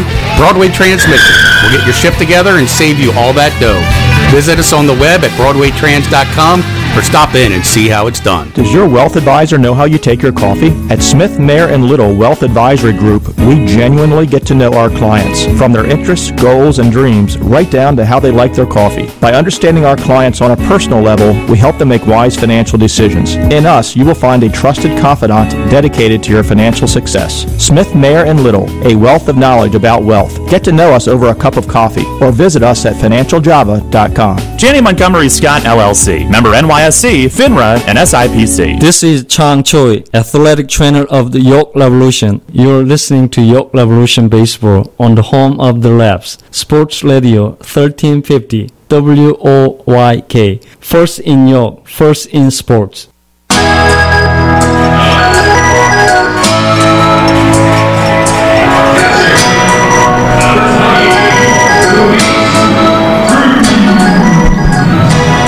The Revs 2 and the Patriots 2, bottom of the 5th inning. Luis Cruz leading off against Cory Reardon in a tie game. The first pitch to Luis is a breaking ball over. Well, misses for a ball. Looked like it was across the zone, but called a ball in the outside corner. 1-0 the count on Luis. Reardon working quickly. Here's the 1-0. There's a strike on the outer half. It's 1-1. Cruz, Gillies, and Witherspoon, 8-9-1 for the Revs. 2-0 lead for the Revs was erased in the top of the 4th on an error by Michael Burgess that 2 scored on eventually for the Patriots. We're now stuck at 2 in the bottom of the 5th as Cruz takes another strike on a breaking ball. It's 1-2. Reardon jumps right back on that mound. Here's the 1-2 pitch from the righty. Fastball misses high and tight. He's thrown 4 pitches in maybe about 25 seconds, it seemed like at least. And he's right back on the hill. 2-2 on Cruz, the leadoff man here in the bottom of the 5th. And the pitch, fastball swing and a miss on the outer part of the zone. Strikeout number 6 for Reardon in the game. He's struck out 4 of the last 6 hitters he's faced. And Cruz has now gone down on strikes twice, both times swinging. That'll bring up Tyson Gillies, hitting .138 with 2 homers and 5 RBI on the season coming in. 0 for 4, only played in 1 game in the series at Long Island. As he steps into the box, corner is up on Gillies, who runs very well. Rocking the high socks tonight. He's out in right field. First pitch he sees is a 12-6 curveball over for a strike. It's 0-1. 2-2 the score between the Revs and Patriots, bottom of the 5th. Revs being out hit 6-5 tonight. The 0-1 from Reardon. Another curveball check swing from Gillies. No appeal down to third. It's the home plate umpire Derek Moshe that says Gillies went around. It's 0-2. One out in the inning, no one on. 6 strikeouts in the game for Cory Reardon, who's had an excellent season. He's 3-3 with a 3.12 ERA through 10 starts. The 0-2 pitch, fastball high. It's 1-2. He's logged a team-high 63 in the third innings this season. Has one complete game. It was in a 7-inning game against Lancaster back on May 31st, game 1 of a doubleheader. But pitched all 7. 1-2 to Gillies, fouled back into the netting, and it remains 1-2. In that complete game, went 7 innings, gave up 3 runs, all earned. Gave up 2 homers in the game. Struck out 4 and did not walk a batter. Went 7 innings in his most recent start as well. That was at home against Southern Maryland. 1-2 to Gillies, change up low in the zone. Good eye from Tyson. It's 2-2. June 23rd against Southern Maryland at home was his last start. Only give up 2 earned runs in that game, but 5 runs total over 7 innings, and the Patriots lost. As Gillies swings and misses at a changeup there. And he now goes down swinging for the second time tonight. 7 strikeouts in the game for Reardon. 4 for Cruz and Gillies combined. They each have 2. And looking at my scorebook here, the 5 through 9 hitters have struck out 6 times. The top 4 in the Revs lineup have only struck out once. So with 2 down and no one on here in the bottom of the 5th, Travis Witherspoon will grab a bat and hit for the 3rd time against Reardon, who's locked in right now. First pitch to Spoon. He swings and tips it in the glove of Gonzalez. It's 0-1. Spoon was just 1 for 12 in the Long Island series, scuffling a bit. 254 average coming into tonight. 1 for 2, though, with a single in this one. He takes a strike on the outer half. And Reardon, it's just get on the mound, rear back, and fire. Quickly 0-2. A chance for another 1-2-3 inning. It'll be the 3rd time he's done that tonight if he can do it here. 0-2 pitch coming to Witherspoon. Here it is. Change up low in the zone that Spoon lays off. Good block by Gonzalez in the dirt. It's 1-2. Tied at 2, bottom 5. Revs and Patriots battling it out here. The Revs come in at 28-28. They split their 4-game series with the Ducks this past Monday through Thursday. Somerset, meanwhile, at 31-24. A chance to clinch the first half Liberty Division title if things go right for them. They can clinch as early as Sunday. Revs trying to make sure that doesn't happen. 1-2 the count on Witherspoon. He's ready in the righty batter's box. Reardon wind up and the pitch. Fastball misses high. It's 2-2. Reardon has that traditional motion on the mound where he comes out of the windup, cocks the glove over his head, then comes forward. 2 balls, 2 strikes, 2 outs. The pitch to Travis. Fly ball deep left center field, giving chase is Julio Bourbon. He'll make the grab shy of the track in left center. And it's the 3rd 1-2-3 inning of the night for Cory Reardon. He's through 5 solid innings. He's allowed just 2 runs in the first inning, and that's it. 4 straight zeros on the board for Cory. And we'll go to the top of the 6th inning. The Revs and Patriots locked at 2 here in Game 1 of this 4-game set. Stick with us on the broadcast. You know, something funny happens when people buy their dream home. They can both look at the same thing and see it in an entirely different way. He sees a man cave, while she sees an art room. Hi, Hi, my name is Ryan Scott with J.G. Wentworth Home Lending, and this has become a common theme from our happy customers. With our competitive rates, quick process, and closing time guarantee, why would you choose another mortgage company to finance your dreams? Call us today at 855-JGW-LEND so we can get you on your path towards home ownership. J.G. Wentworth Home Lending will take care of all the details of purchasing your home so you can focus on what to do once you move in. You know, will that great backyard be a beautiful garden or a beautiful new pool? Yeah, that's one detail we'll leave up to you. Call 855-JGW-LEND today. Mortgage loans offered by J.G. Wentworth Home Lending, LLC, 3550 Commission Court, Woodbridge, Virginia, NMLS ID 2925, NMLSConsumerAccess.org, Equal Housing Lender. I'm a meal delivery engineer, a server, and I love it. But now, with Keno from the Pennsylvania Lottery, this place is livelier than 2-for-1 app night. See, while I guide my guests from nachos to gnocchi, they're picking numbers to win cash with drawings every 4 minutes. Keno's fun, exciting, and goes with everything on the menu, except maybe the 4-alarm fries. Stay away from those. Keno, it's here. Play it at your favorite bar or restaurant. Players must be 18 or older. Please play responsibly. Benefits older Pennsylvanians every day. Listen live, on demand, and on the go. Download the new WOYK app on the Apple and Google Play stores today.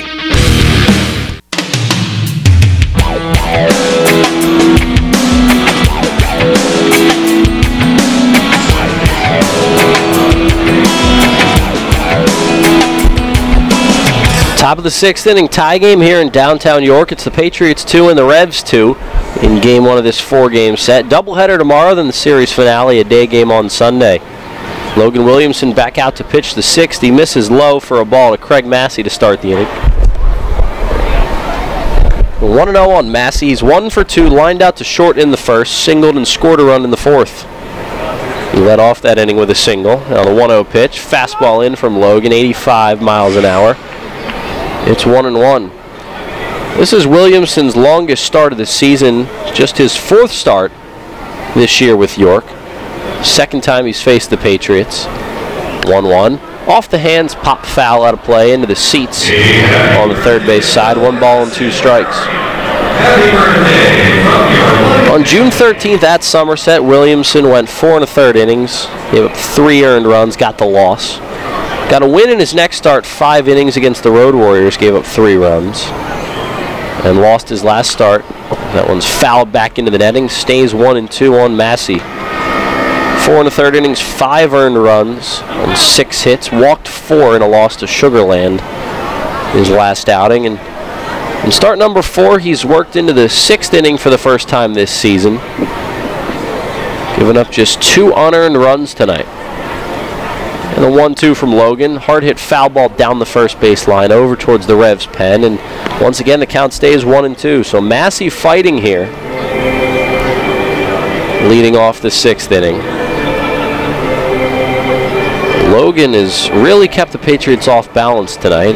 Just 2 unearned runs have scored against him. The 1-2 pitch, slider misses low and away. Good pitch, but Massey lays off. It's even at 2. Revs and Pats tied at 2 in the top of the 6th. Williamson looks to get through this inning himself. The 2-2 pitch in on the hands, but it misses inside. It's full. Zach Treese throwing in the bullpen for the Revs. So he's up in case Williamson can't get through this 6th himself. Williamson's been effective this year, has the 32-year-old. The 3-2 pitch, hard hit ground ball into center field, a base hit. Coming over to right center is Spoon to make the grab, or pick it up on the ground, I should say.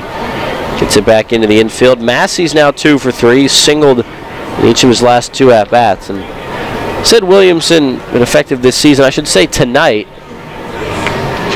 He's been effective at times this season, but more so, my point was tonight he's been good.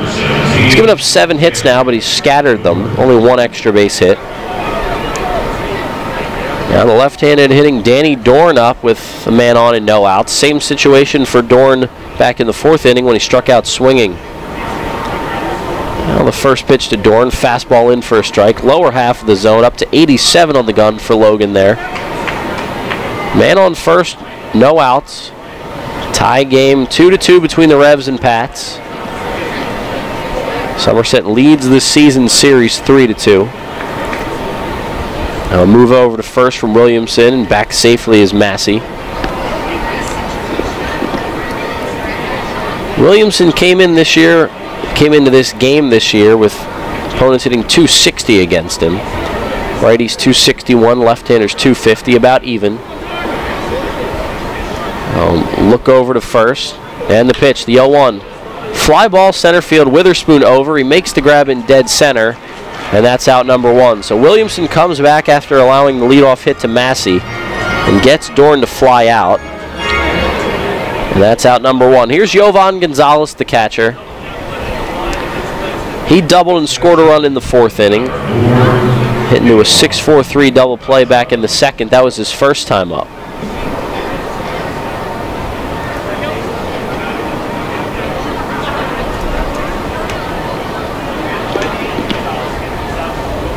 So Gonzalez will hit with a man on first and 1 out. Williamson looks at first now, and move over to Burgess at the bag, and back safely once again is Massey. Patriots have stolen 2 bags tonight. They've also been caught once. Julio Bourbon caught trying to steal third in the last inning by Luis Cruz. 1 out in the inning. And the pitch to Gonzalez. Fastball high and away. Just missed off the plate, says home plate umpire Derek Moshe, and it's 1-0. Patriots 2 and the Revs 2, top of inning number 6. 12 combined hits in the game. Somerset has 7. The Revs have the other 5. And Williamson steps off the mound and get a little rosin bag action going. Wipes some sweat off his hand. Now he steps back on the bump. Working out of the stretch with the man on first, he peers in at his catcher, Cruz, hangs the left arm, comes set, and another move to first, and once again back safely is Craig Massey. Gonzalez hitting .253 on the season, no home runs, 9 RBI. Not necessarily an RBI opportunity, but the go-ahead run is on base. There's a fastball from Williamson. That one's over. It's 1-1 the count. 2 runs in the first for the Revs, 2 in the 4th for the Patriots. That's where we are. It's been a game dominated by pitching. Cory Reardon has thrown up 4 straight zeros on the mound for Somerset after giving up 2 in the first. In fact, he allowed hits to the first 4 batters of the game. The Revs have just 1 hit since. The 1-1 from Williamson misses low and in. It skips by Cruz to the backstop. It allows Massey to get up to second base standing. And now the go-ahead run on second base in scoring position with just 1 down here in the 6th. Wild pitch is what that one will be scored.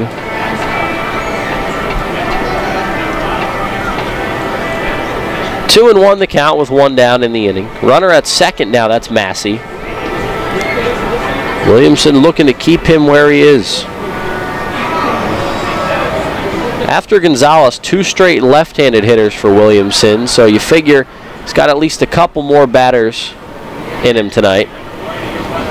Revs have a right-hander, Zach Treese, warming.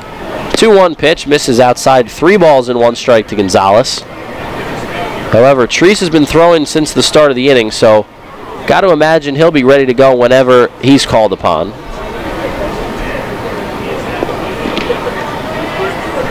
Tie ball game, 2-2, top 6. A nice night for a ball game here at Peoples Bank Park. And the pitch, 3-1 chopped foul over towards the Patriots dugout. And the count runs full on the batter, Jovan Gonzalez. A hot night here at the bank. Stadium thermometer says 91 degrees. A little bit after 8 o'clock here on a nice Friday night. A look at second from Williamson, the 3-2 pitch. Fastball chopped in the hole at short. Dent has it. He throws to third, and he'll get the runner, Massey. Craig Massey, not sure where he was going, ran on the ground ball chopped in the hole at short. Dent knew immediately he had a play at third base. Cuevas was at the bag, and that's a huge break for the Revs as Craig Massey makes a mental error there on the bases. 6-5 on the fielder's choice. Safe at first is Gonzalez. That's a ball that would have been a tough play for Dent to go to first base with. Massey could have easily stayed at second base, and it could have been a first and second situation with one out. Then the Revs would have been in a little bit of a pickle, but it works in Williamson and the Revs' favor. 2 down now and a man on first.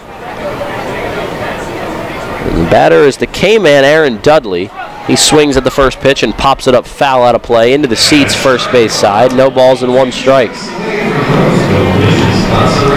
Revs and Patriots tied at 2. We're in the top of inning number 6. Runs have been hard to come by. Both teams have scored their runs in just 1 inning. 2 in the first for the Revs on Malky Mesa's 2 RBI single up the middle. And 2 runs came in to score on an error by Michael Burgess in the top of the 4th for Somerset. Now a check swing from the batter Dudley, appeal down to third. And they'll say no swing right there, 1-1 the count. Dudley tried to check on a pitch low and away, and they say he did check. 1-1 the count with 2 down and a man on first. Williamson trying to keep it a tie game. Williamson looks at first, the pitch, fastball inside corner for a strike. It's 1-2. Williamson's looking for career punch-out number 200 in a Revs uniform. He could do it right here, and he could do it to end an inning that's been a tough one for him. We'll see what he comes with here. 1-2 the count on Dudley. A look at first and the pitch. Slider just missed off the outside corner. Everybody in the stadium wanted that. I'm sure Logan wanted it. But it just misses. 2 balls and 2 strikes now with 2 outs in the inning. 2-2 ball game, top of the 6th.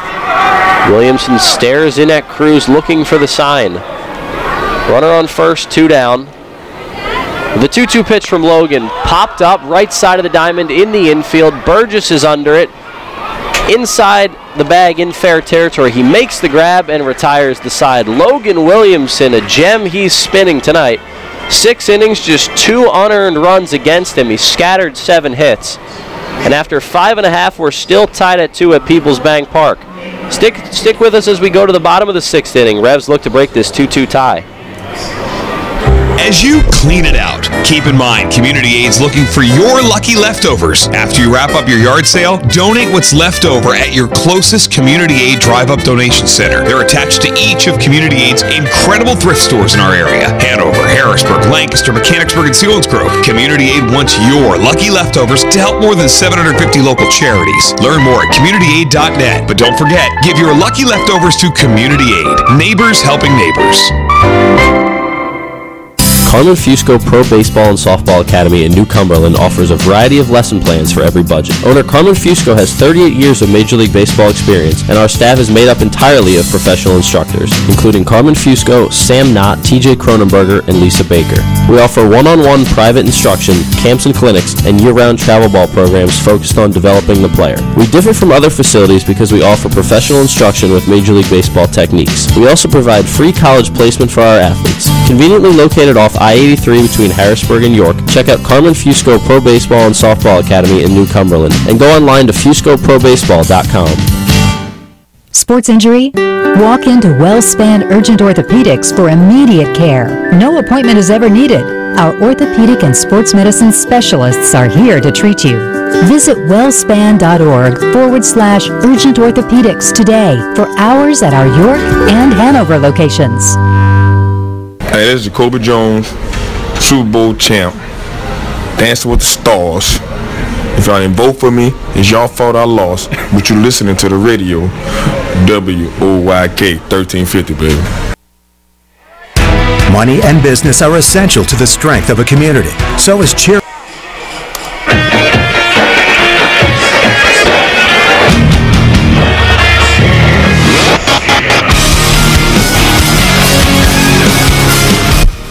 Home half of the 6th inning from Peoples Bank Park. 2-2 game between the Revs and Patriots in Game 1 of this series. Alexi Casilla leads off against Cory Reardon to start the 6th. 2 runs apiece in this game. Somerset out hitting the Revs 7-5.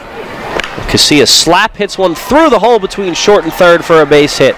Picked on the first pitch against Reardon and sent it into left field for his 3rd hit of the night. Casilla now has 3 of the 6 hits in the game for the Revs.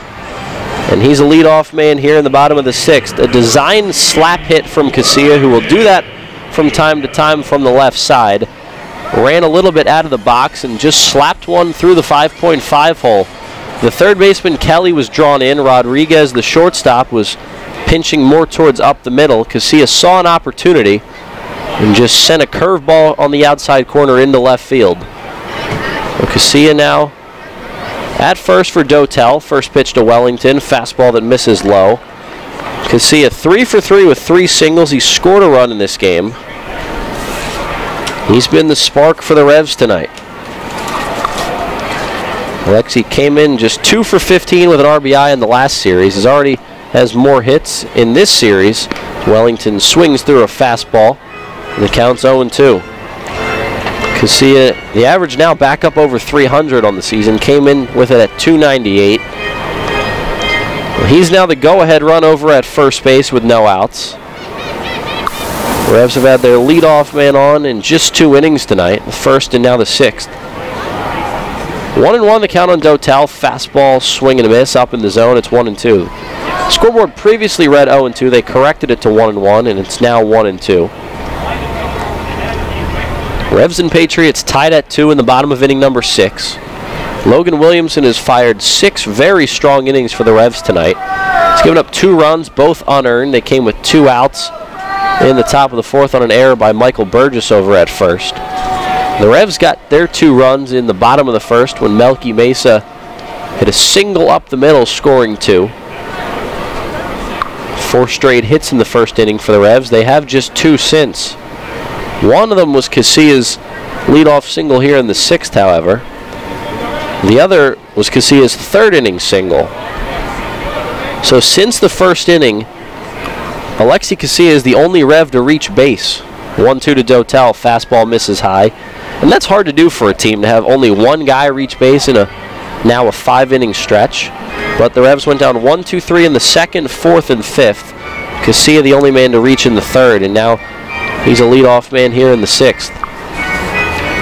No outs, man on first in a tie game. 2-2, home half of the 6th, Revs and Patriots.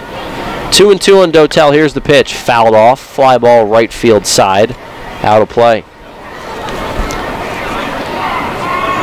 Casilla now tied for the team lead with 17 multi-hit games this year. He's tied with Wellington Dotel, who could retake that lead if he gets a knock here. Casilla now has 14 2-hit games. He also has 2 3-hit games and 1 4-hit game this year. 2-2 on Dotel. The pitch from Reardon. Flicked foul out of play as he stays alive. Fastball in the outer half. Wellington doing a good job of staying alive at the plate. Making Cory Reardon work in his 6th inning of work. He was in a groove through innings 2 through 5. Working very quickly. He's now slowed down his pace after the leadoff hit here in the 6th.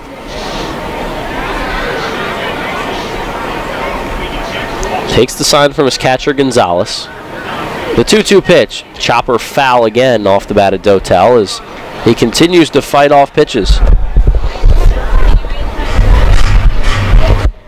Dotel hitting .304 on the season, .326 with York coming into tonight. 2 homers, 28 RBI. Was 7 for 18 in the series against Long Island. Drove in 3 runs, scored 4. Man on first, no outs. Casilla, a short leave being held on by Dorn. The 2-2 to Dotel. Breaking ball sent into center field. That's down in front of Bourbon. Casilla around second. He'll stop there, makes a quick turn, but heads back to the bag. And the Revs have their first 2 men on here in the top of the 6th against Cory Reardon, as the Patriots have some stirring down in that bullpen. Back-to-back singles for Casilla and Dotel, and it seems to always be those 2 towards the top of the lineup that get things going. So Dotel, like I said, had a chance to retake the team lead in multi-hit games. He does there. He now has 18 multi-hit games with the Revs. 16 2-hit games, also has 2 3-hit games. So with men at first and second and no outs, here's Malky Mesa, maybe the hottest Rev on the planet right now. And an excellent series in Long Island, 7 hits, scored 5 runs, including 4 last night. Corners come in. Malky swings at the first pitch, chops it to short, to second for one, over to first, a 6-4-3 double play. And on the first pitch Malky Mesa sees, all he does is chop out a tailor-made grounder to Rodriguez. And that helps Cory Reardon in a big way. Instead of what could have been a big inning for the Revs, it's now turned into a man on third with 2 outs. So an unproductive out for Malky there. The go-ahead run is 90 feet away, but the Revs would have preferred something other than a 6-4-3 double play. And here's Michael Burgess with 2 outs and a man on third. Tied at 2 here in the home half of the 6th. Each team with 7 hits in the game. The difference right now is the error that Burgess made in the field. We'll see if he can redeem himself. First pitch from Reardon is a changeup low and away for a ball, 1-0. Casilla signaled the lead off the inning. He slapped one through the 5.5 hole. Dotel, with 2 strikes on him, sent a breaking ball into center for a knock. Then the double play that Mesa hit into. Casilla leads off third. 1-0 the count on Burgess at the dish. The pitch from Reardon. Checked his swing, did Burgess. No swing. Confirmed by the third base umpire, Nate Caldwell.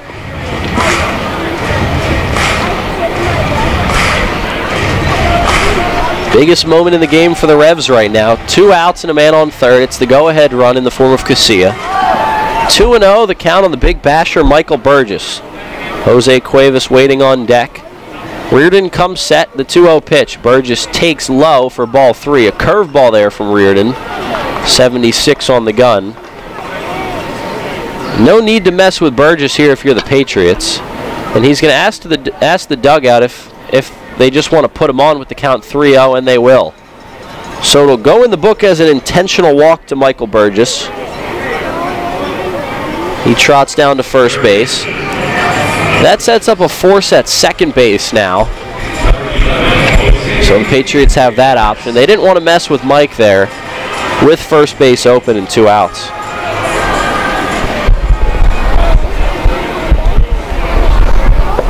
Now the catcher Gonzalez directing traffic in the infield, the first and third signs. 2-2 game. Jose Cuevas up with the go-ahead run on third base, an insurance run on first. First pitch from Reardon, a breaking ball that misses low. So technically 5 straight balls from Reardon. One of them was the last official ball to Burgess for the intentional walk. 4 thrown pitches that have been balls from Reardon. Runners at the corners and 2 down. Tie game, bottom 6. The 1-0 pitch to Cuevas. Fastball. That one's in for a strike. Lower half of the zone. Evens the count up at 1. Jose Cuevas had 3 RBI last night in Long Island. On the season, he now has 23 driven in. Batting average at just .211, but he's coming around. 5 for 13 in the series against the Ducks. Drove in 6 and had a home run in the series. Reardon set. Here's the 1-1 to Cuevas. Line drive into left center field, but Bourbon is there, and he makes the grab to retire the side. Jose Cuevas tosses the helmet, thinking, why can't I catch a break, man? He's hit 2 balls hard tonight that if there wasn't a fielder ranging over to make the grab, he'd have hits. So after 6 full innings, we're still tied at 2. Revs had a chance, but they strand the go-ahead runner at third. We'll go to the top of the 7th. Daryl Henry taking back over on play-by-play. It's the Revs 2 and the Patriots 2 here on Sports Radio 1350 WOYK.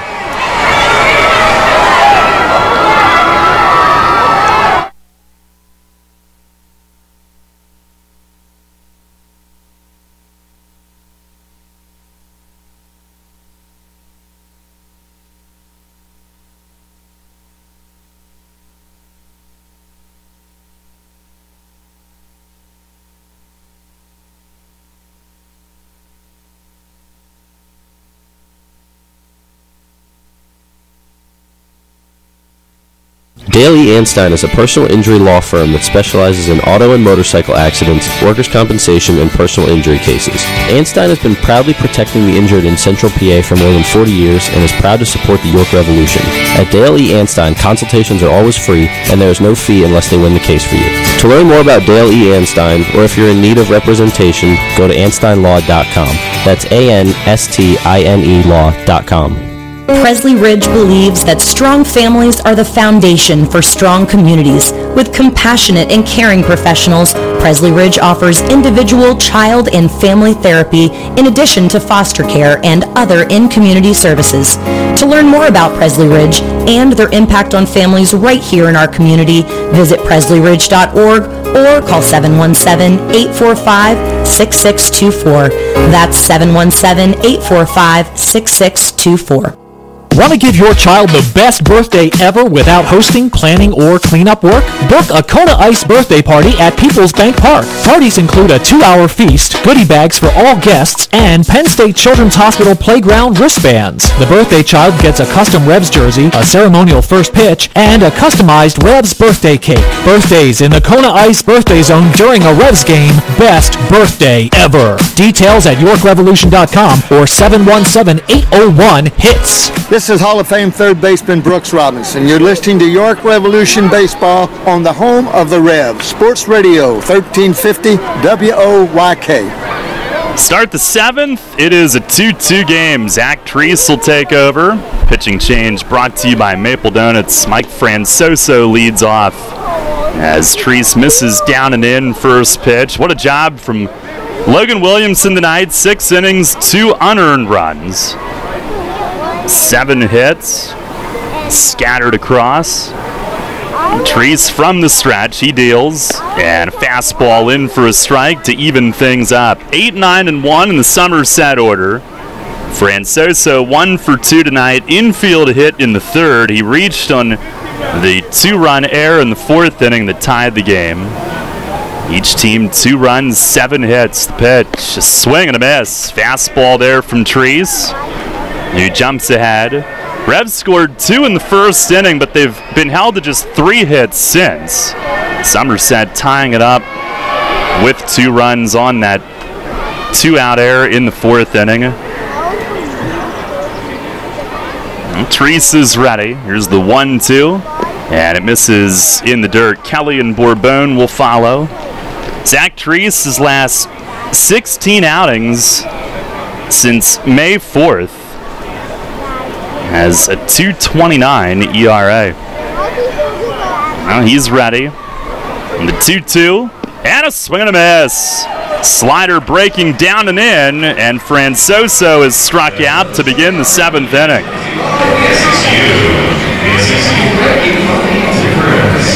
And Treese was last in on Wednesday night at Long Island, faced 1 hitter, got a strikeout. Pitching with a lot more confidence since those first 2 outings of the year. And here is Scott Kelly. Tonight, he is being used in a high leverage spot with a tie game as we start the 7th inning. And first pitch to Kelly. It is off the plate away. All first half, he's been trying to come back from those first 2 difficult outings. ERA now at 6.53. I had him on the pregame the other night, said he's really enjoyed his time here other than those first 2 outings, the 1-0, and it's a called strike. It's such a shame for a reliever. There's only so many innings you're going to get, so when that happens at the beginning of the year, you feel like you're constantly trying to bring that number down. It's the 1-1, and a breaking ball low. The trick, easier said than done, is to not look at it so much. Yeah, it was tough for Zach. The first couple appearances of the season came in tough situations, inherited runners against tough teams, bad weather, all factors in his first 2 outings, and he's done an excellent job of coming back and just keeping that confidence. Now fastball called strike, top of the zone. That evens things up on Kelly, 2-2. Because a lot of guys can just, it could cripple their season when they start out that poorly and it's in their head early on. But as a reliever, you have to have a short-term memory loss type of attention span, and he's had that. He deals. Breaking ball, swing and a miss. It was up around the letters, but Kelly went after it and swings through it. A high slider. Treese has struck out the first 2 here in the 7th. He has struck out the last 3 batters that he's faced going back to Wednesday night. Actually, the last 4 going back to Sunday. And it was early on in the season we were wondering when his slider was really going to get going and when he was going to get a good feel for that pitch. And it didn't take long after his first maybe 3 or 4 outings where we started to see what that pitch has been in past years for Zach. Now the pitch to Bourbon. He swings and misses. Going back to Sunday, he has retired his last 6 batters, 5 on strikeouts. Bourbon at the top of the order tonight, 2 for 3, bunt hit, and a single to left center. Also a stolen base, 0-1, and it misses down low. 2-2 game here in the 7th inning. By the way, Williamson tonight did not walk any. Struck out 2. He'll enter his next start with 199 strikeouts in his Revs career. A 1-1. And that missed in tight on Bourbon. Chavez is in on the grass at third just in case. We've gotten to dusk here in York on this hot summer evening. The lights at full effect now. Treese is ready. The 2-1. And a line drive, base hit to right toward the line. Gillies will circle in front of it. And Bourbon with a 2-out single, his 3rd straight hit. Now 3 for 4 on the night. Just can't keep him off base. It's been a struggle to figure him out. But Logan, first 2 times he saw Bourbon come on base, did a good job of working around it. And now Treese will have to do the same here. Now he'll be a threat to run. A steal earlier on a double steal, giving him 15. In 18 tries this year, he's in the top 5 in the league in steals. And we'll see if Andy Chavez takes, trying to give him a chance to take one. Treese the pitch, working quickly, and it's a fastball strike. That quick delivery not giving Bourbon a chance to really time Treese and take off. And Treese, who throws so many breaking balls, you'd think maybe Bourbon would try it here. And a move over, he's back standing. I don't know if that would impact pitch selection between Treese and Cruz. Ultimately, you want to get the hitter. Chavez 0 for 2. The pitch, it's down and away. Does have a sac bunt tonight.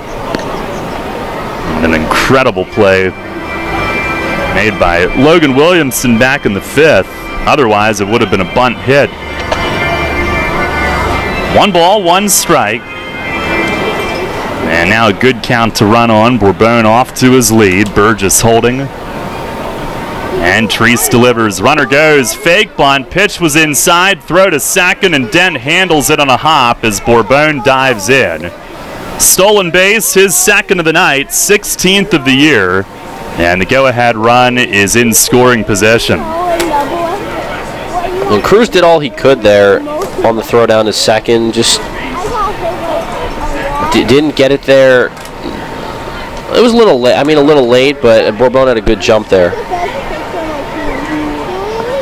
Now 2-1 on the hitter Chavez. And Treese fires and misses up and away. Chavez is driven in 8 in his last 7 games. It's a 3-ball, 1 strike count.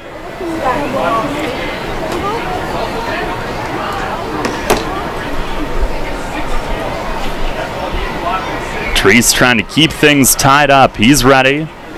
And the pitch, swinging a ball beaten foul down on Chavez's foot. He crumples in a heap onto the seat of his pants at home plate. It'll be a full count. Up to his feet. He'll brush that one off. He fouled it straight down off the foot. And their athletic trainer, Phil Lee, will come out and give him a look. Yeah, that one hurts right there. He went down right away, so you know it's painful. Treese right now just has to come back 3-2, make a good pitch right here, and he's going to have to take a few seconds off here with Chavez fouling one off his foot, so hopefully that doesn't break his rhythm. But Zach's pitched well here in the inning. He just has to make sure that go-ahead run doesn't cross home plate.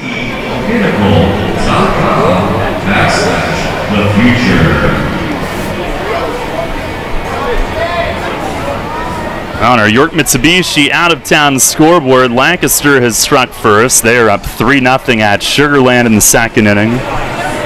New Britain at home. If any Somerset folks are watching us, they'd be interested in that. The Bees losing to Southern Maryland 6-1 in the bottom of the sixth inning. Road Warriors up 3-1 at Long Island in the eighth. So everything out of town going Somerset's way right now. The payoff pitch, a chopper right side. Alexi to his left. He gloves it. And a short toss over to first to end the inning. Treese leaves the go-ahead run in scoring position. No runs, 1 hit, and 1 left. Stretch time here at the bank. It's a 2-2 game. We are your auto loan experts. Hello, I'm Sue DeStefano, President and CEO of First Capital Federal Credit Union. With terms you can trust and competitive rates as low as 2.49% APR, First Capital is the first place to go when you're looking for an auto loan. At First Capital, you're a member, not just a number. You can apply for your loan online at firstcapitalfcu.com or stop by any of our branches. First Capital, putting you first. Federally insured by NCUA. First Capital Federal Credit Union. When your kids are bored, your garage is overflowing, and your patio furniture is on its last legs, you need Penn Dutch Structures. Our selection of Amish-crafted sheds, swing sets, gazebos, and outdoor furniture includes everything you need to play, relax, and entertain all year long. Shop our impressive selection of in-stock structures or work with our professionals to customize a made-to-order structure that meets all your needs. Visit Penn Dutch Structures on site at the Markets at Shrewsbury, located off I-83 on the Susquehanna Trail. That's Penn Dutch Structures on site at the Markets at Shrewsbury. Need to get some cash? No problem. Head to Royal Farms, step up to the ATM, and get your cash for nothing, cause there is no fee. Yep, that's the way we do it at Royal Farms. Some retailers charge to use their ATMs. We don't. Our ATMs are surcharge free, so you can always get cash for nothing, cause there is no fee. Anytime at all Royal Farms ATMs. A bank or credit card fee may apply. Listen live, on demand, and on the go. Download the new WOYK app on the Apple and Google Play stores today.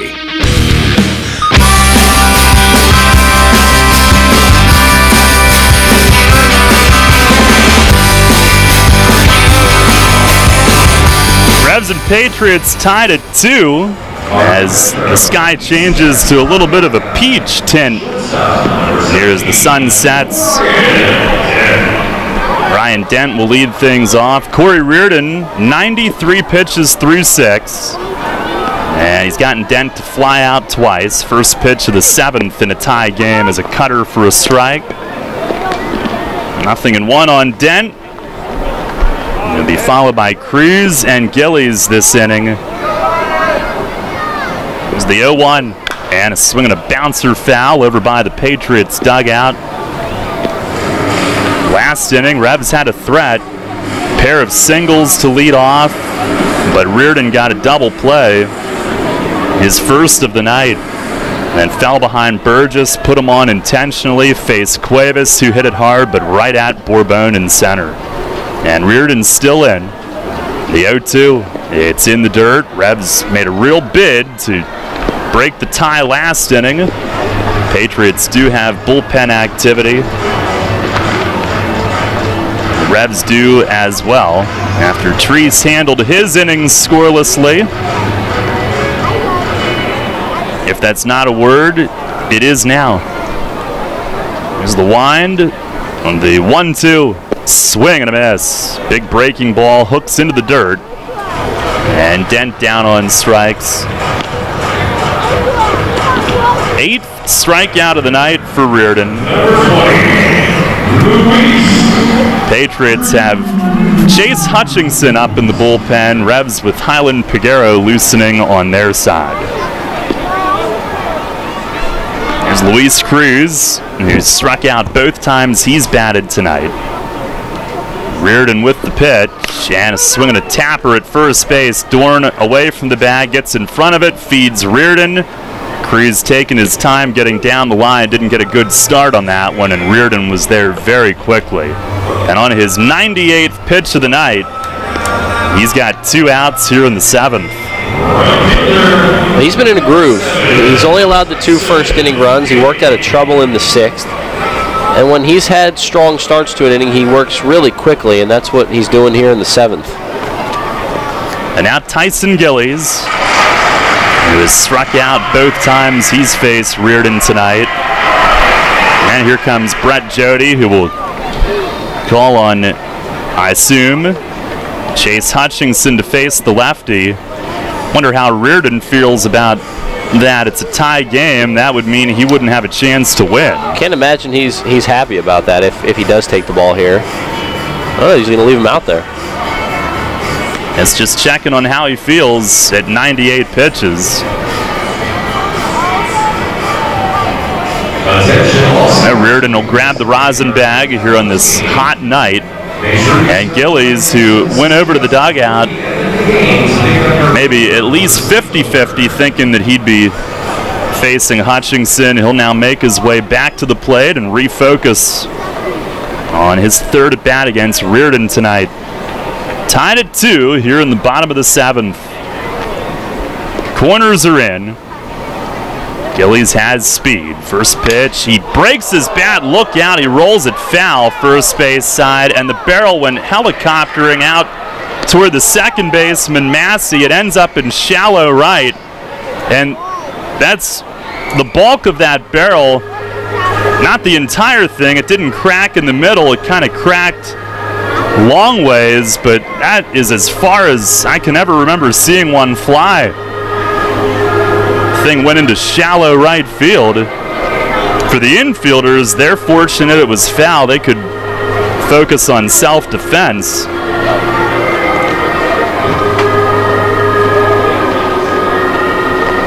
Now an 0-1 count. And Reardon winds above the head. His 100th pitch is chopped to first. One big hop to Dorn, steps up to glove, turns and takes it back to the bag. Ahead of Gillies' arrival, it's a 1-2-3 7th, and a quiet one against Reardon, who's now at the century mark tonight. A strikeout and 2 groundouts in the 7th inning. We go to the 8th. Revs and Patriots tied at 2. Are you one of the many people that has a 401k that is eligible to roll over, but you just haven't done it yet? Maybe you're not sure where is the best place to put it. I'm Tom Dasher of Tom Dasher Investment Services. I specialize in helping you getting your 401k and IRA money parked in the best place for you. So if you haven't rolled your 401k yet, or if you're not satisfied with your IRA, call me for a consultation at 487-2096. That's 487-2096. And check out my website at tomdasher.com. Sports injury? Walk into WellSpan Urgent Orthopedics for immediate care. No appointment is ever needed. Our orthopedic and sports medicine specialists are here to treat you. Visit wellspan.org/urgent orthopedics today for hours at our York and Hanover locations. There's a lot of talk out there about good health care. We all want a good plan. But step outside and take a good look at all those beautiful trees and shrubs in your yard. Do you have a plan to maintain their good health? Heritage Lawn and Landscape Care has a veteran staff of 12 fully licensed and trained tree health care professionals to rely on, including 10 certified arborists and 3 PA certified horticulturalists. So don't let your trees and shrubs fend for themselves against Mother Nature. Visit heritagelawnandlandscape.com and get world-class care right in your backyard. The Revolution plays here. Play ball! The new Sports Radio 1350.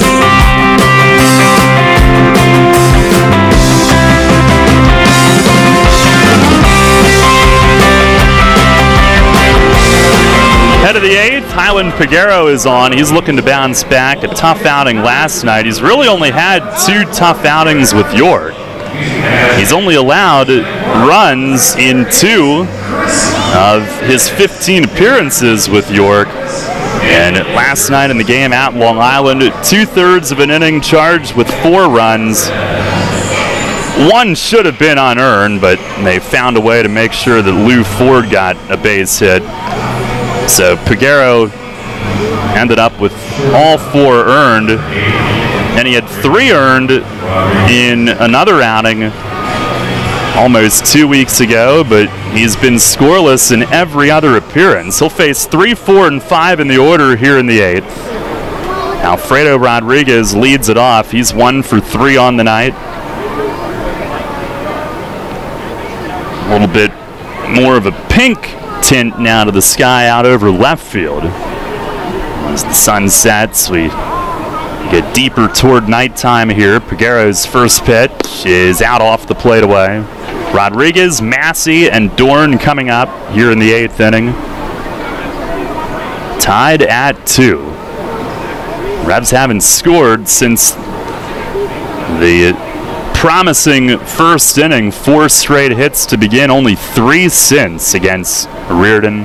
1-0, and there's a fastball strike. And Patriots only 2 runs coming on a 2-out error in the 4th. Logan Williamson, 6 innings, 2 unearned runs tonight. Peguero with the 1-1 and a slider a little high. These 2 teams are both tied for second in the league in fielding percentage.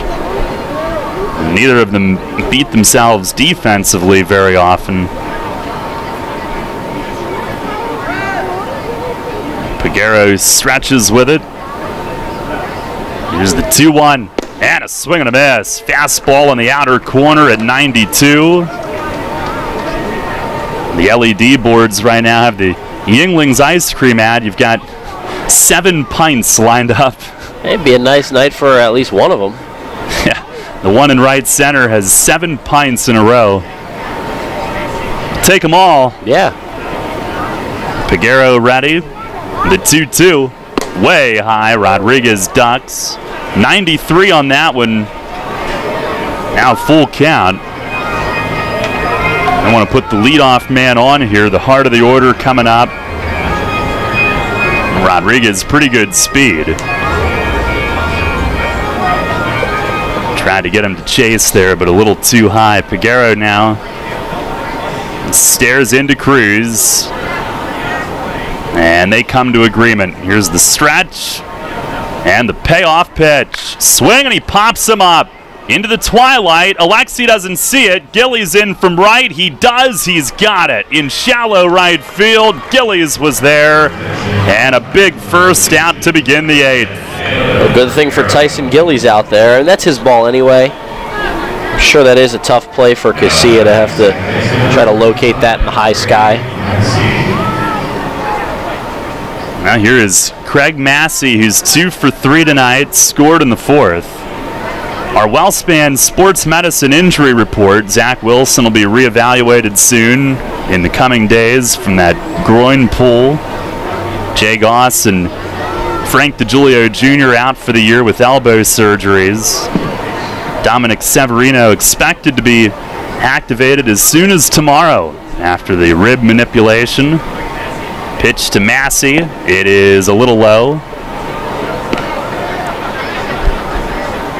Tyler Clark is still going to be sidelined at least a few more days. They're checking out that thumb that has been swollen this week for an awkward catch apparently last weekend. Peguero with the 1-0, and it just missed inside. Some have felt that it hasn't been the biggest strike zone tonight. And that one fairly close, but now 2-0. Patriots still with bullpen action, so Reardon likely done after 7 and 100 pitches. Now time asked for at the plate. Massey backs out. Don't forget tomorrow, day-night doubleheader. The first game is 7 innings beginning at noon.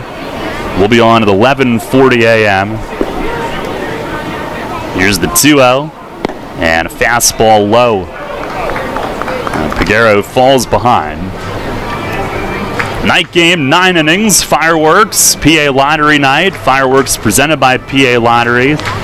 We'll be on at 6:10, game at 6:30. Tickets at YorkRevolution.com. Peguero trying to come back, 3-0, and it misses down and away. First walk from Revs pitchers tonight.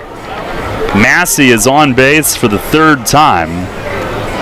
He is 6 for 9 in steals, if you're wondering about his speed. And Danny Dorn will come to the plate next. The Revs have done a great job as a unit tonight, specifically Logan Williamson, not walking batters. Mace talked about it in the pregame. There's no free passage. You can't do that to this team, otherwise they're going to take advantage of it. We've seen them utilize the running game tonight, but it's been limited because there have been no free passes. First pitch here, fastball up and away at 93. Dorn 0 for 2. He did reach on a hit by pitch early in the game, but no walks until that last one. 1 ball, no strikes. Piguero fires, and that one's across. Strike called. Piguero last night 17 pitches. It wasn't a situation where he got really all that spent, even though faced 6 batters. Now ready. The 1-1, and a swing and a ground ball toward first, but foul. Burgess over to handle that. 1 ball, 2 strikes.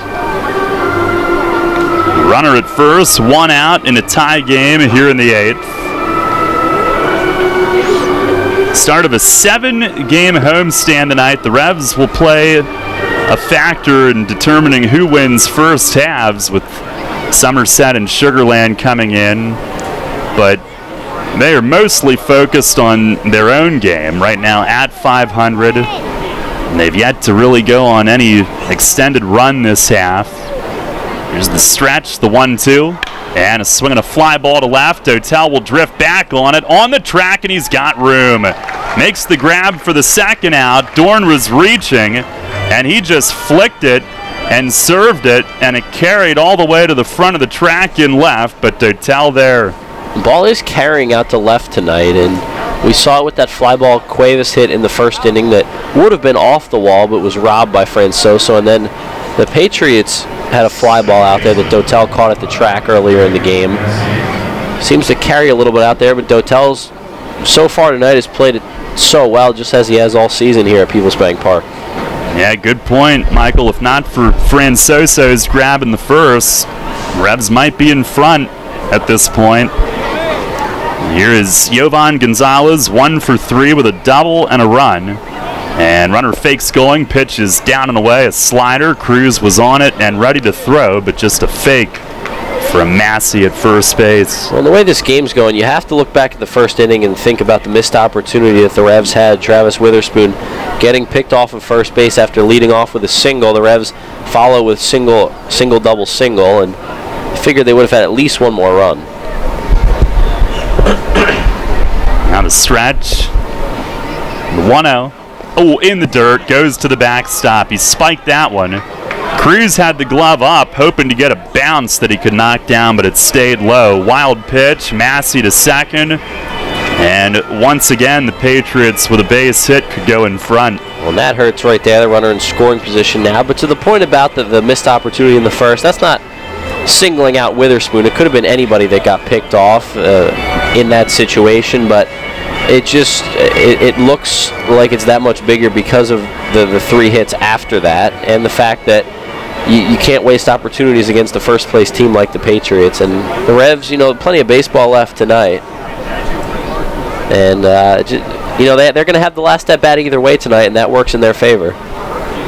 Due for a walk-off win, I do reckon. Here's the stretch, the 2-0, and a fastball, little low, ball 3. I mean, there's no way this team goes a whole half without a walk-off win. That doesn't happen. Do we have a caller? I can't say that, not tonight. But I mean, right now the Revs are tied with the Road Warriors for the for the fewest walk-off wins in the league. Oh, that's not where you want to be. No. Here's the 3-0, and there's a fastball strike. 92 heat from Piguero. And the Revs are ahead of the Road Warriors in home games by 28 now. A number that will surely continue to climb. I'm telling you, it won't go lower. 3-1 the count. Piguero ready. Couple looks back at second. And the pitch to Gonzalez, a chopper foul over by the third base dugout. Bounced right over the railing, hit the facing of the dugout roof, and back out toward Cuevas at third. It is a full count. This is not the latest that the Revs have gone without a walk-off win. It was late July in 2012, which was actually the year that they set their team record for most wins. Time asked for as Gonzalez backs out. They only had 3 that year, which matches the fewest in team history. 3 the following year and last year as well. Last year was late June, but not quite this late. Here's the payoff pitch. Swinging a pop foul and out of play right side. It was June 23rd of last year, although it happened on June 25th. Luis Cruz ending the suspended game against Lancaster with a sac fly. And that was a joyous occasion. I bet. It's been a while for you for a walk-off call. I'm telling you, it's like you said, they're due. It'd be nice if, you know, they might as well wrap it up in the top of the 9th tonight, meaning they would then score in the bottom of the 8th here. That also works. Piguero ready, trying to keep it tied. Another payoff pitch, and he struck him out swinging, went up high with the smoke. 93 on the fastball. It's a scoreless top of the 8th for Highland Piguero. Big bounce back outing here tonight. No runs, no hits, 1 left. We go to the bottom of the 8th. Top of the order for the Revs. We're tied at 2. What's the simplest, easiest, freest way to get in shape? Walking! That natural walking motion is great for almost everybody, but not every shoe is great for walking. Flying feet.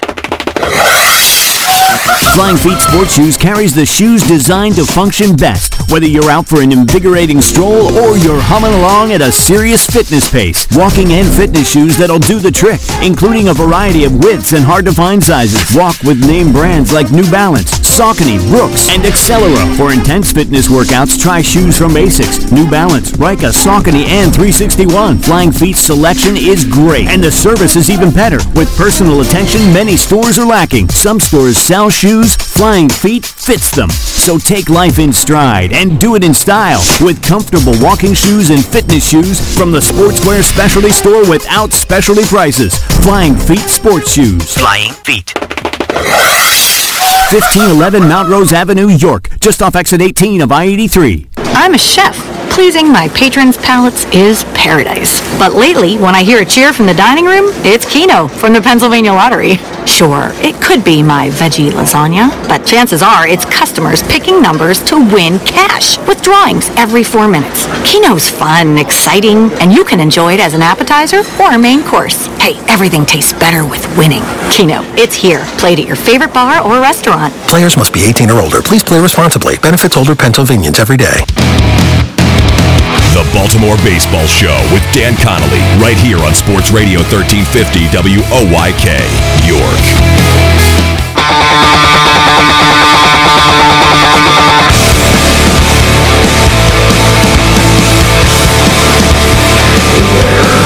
Bottom of the 8th, tied at 2, and our old pal Chase Hutchinson takes over. Pitching change brought to you by Maple Donuts. Patriots also have righty Logan Kensing getting ready. So they will have a righty who's been one of their top setup men getting set should the Revs set the table. It'll be Witherspoon, then Casilla trying to get on. Perhaps they go to Kensing if they have a man or two on for Dotel, who's due third. Hutchinson ready, first baseman Dorn is in, and Witherspoon lays the bat out there to put the idea of a bunt, but takes a strike. Reardon went 7, 2 runs on 7 hits, only 3 after the first, 1 intentional walk, and 8 Ks. The 0-1, and that misses down and in. 100 pitches, 72 strikes. Known for his control, and he was excellent after that first inning. Witherspoon 1 for 3 tonight. Hutchinson sets, fires, and it misses high and away. Hutchinson 2-0, 4.42 ERA in 22 outings. Opponents hitting .288. He had a dominant outing here, and the Revs got to him at Somerset the only other time they faced him. The 2-1, it's up high, and Witherspoon with his speed is a pitch away from getting on here in a tie game. Revs, meanwhile, have Grant Sides loosening in their pen. He'll be on in the 9th regardless of whether they take the lead or not. Hutchinson ready with it. The 3-1 right down the middle. Witherspoon trying to get on. He lets him throw a strike. 94 on it, and the count goes full. Hutchinson, when he faced the Revs back on June 14th, his second outing against them, Burgess an RBI hit, an inherited run allowed. The 3-2, swing and a miss. Came back to get him on a fastball. Witherspoon checks with Derek Moshe whether it would have been a strike or not, but he had to swing. Close enough. One down here in the 8th. Well, the Patriots catch a break as Hutch is able to come back with a couple strikes there. But right now, I mean, the two guys that you want up to bat, Casilla and Dotel back-to-back, they've got 5 of the 7 hits for the Revs, and if a rally's going to get started, it's probably going to get started here. Here is Alexi, who's 3 for 3. Batting from the right now. First pitch is lined into right center, 4 for 4. Alexi Casilla, his 4th hit of the night. Takes his turn, gets a high five as he rounds first from Robert Carson. And he takes it the other way, a 4 for 4 night, and the go-ahead run is on. It's his second 4-hit game this season, and Alexi just continues to show why he's at the top of this lineup, why he means so much to this team, because he just goes up there nonchalantly, flicking the wrists out, sending one into right center, and getting things started. Revs' 3rd batter to total 4 hits in the game the last 2 nights. And here's Dotel, 2 for 3, a double and a run. He's got a 4th straight multi-hit game, Dotel does. Pitch, it's a called strike, outside corner. It's now the 6th time a Rev has 4 hits in a game this season. 2nd time Casilla has done it, like I just mentioned. Hutchinson, in this ballpark this season, had struck out all 5 that he had faced until that single. The pitch, and a swing and a miss. Went off speed to Dotel. Ended up kind of one-handing at it, 0-2. Hutchinson, here in mid-May, had an outing where he struck out all 4 and then came back to get Witherspoon to begin this inning.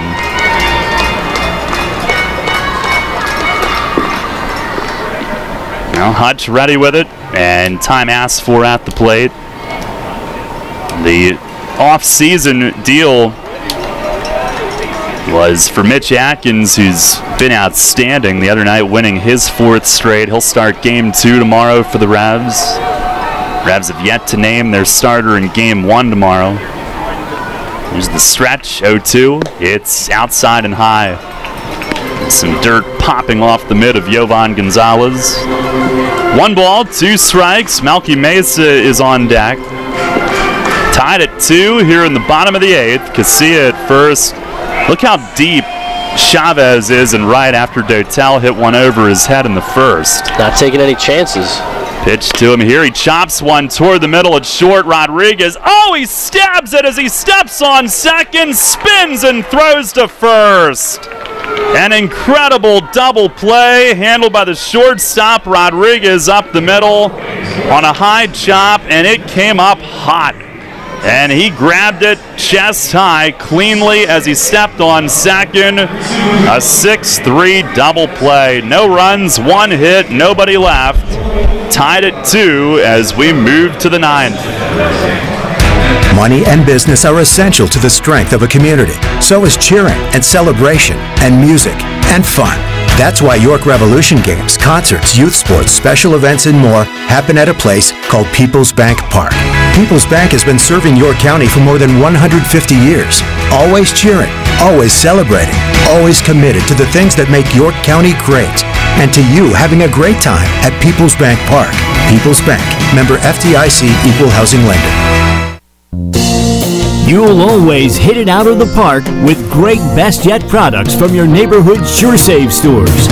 Like party platters with $18.93 deli items. Team up Best Yet hot dogs with Best Yet kettle cooked chips. And get Best Yet 12 packs of soda and Best Yet Rising Crust pizzas at Saubles Markets in Shrewsbury, Stewartstown, Whiteford, and East York. And at Nell's Market Fresh Foods in Spry. Smith, Mayer & Little is a holistic wealth management group with one product, advice. We aim to simplify our clients' lives, help them retire comfortably, and build lasting legacies for their families and the causes they care about. Our purpose is simple, to make a meaningful difference in the lives of our clients, our community, and the world in which we live with the advice we provide. Smith, Mayer & Little, a wealth of knowledge about wealth. We make our living by making a difference. Visit us at financialjava.com. Janney Montgomery Scott LLC, member NYSE, FINRA, and SIPC. This is Jay Gauss. You're listening to York Revolution Baseball on the home of the Revs, Spurt Radio 1350, WOYK. First in York, first in sports.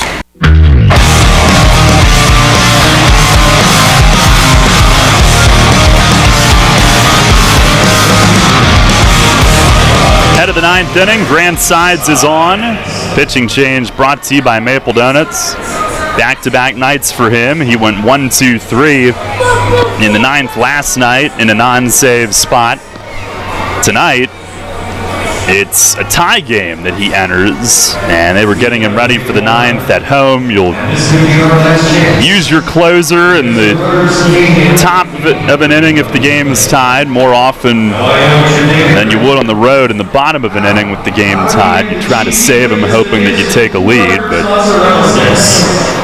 Revs will have to win it in walk-off fashion now if they are going to win it tonight.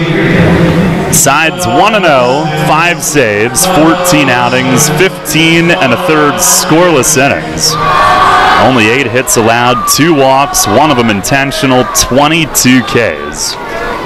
Opponents have hit just 154. 7, 8, 9 due up, beginning with the K-man, Aaron Dudley. We've yet to have Maz sticks tonight.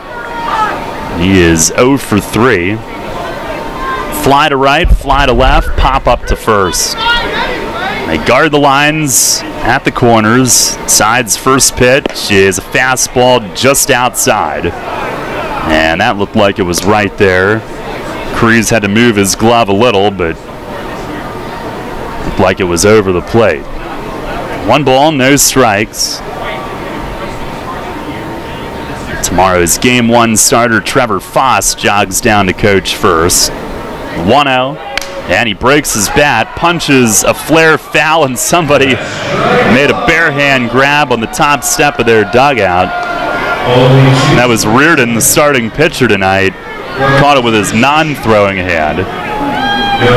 And Francoso on deck, ready with the new lumber to hand off to Dudley. Look at this bat that he's got. Is that purple? Blue? Blue. Rich royal blue. I like it. Very colorful. Little navy royalish blue on top, the black handle. One of the better looking bats you'll see. Sides ready. Here's the 1-1. Let's break that one too. He fires, and it misses down and in.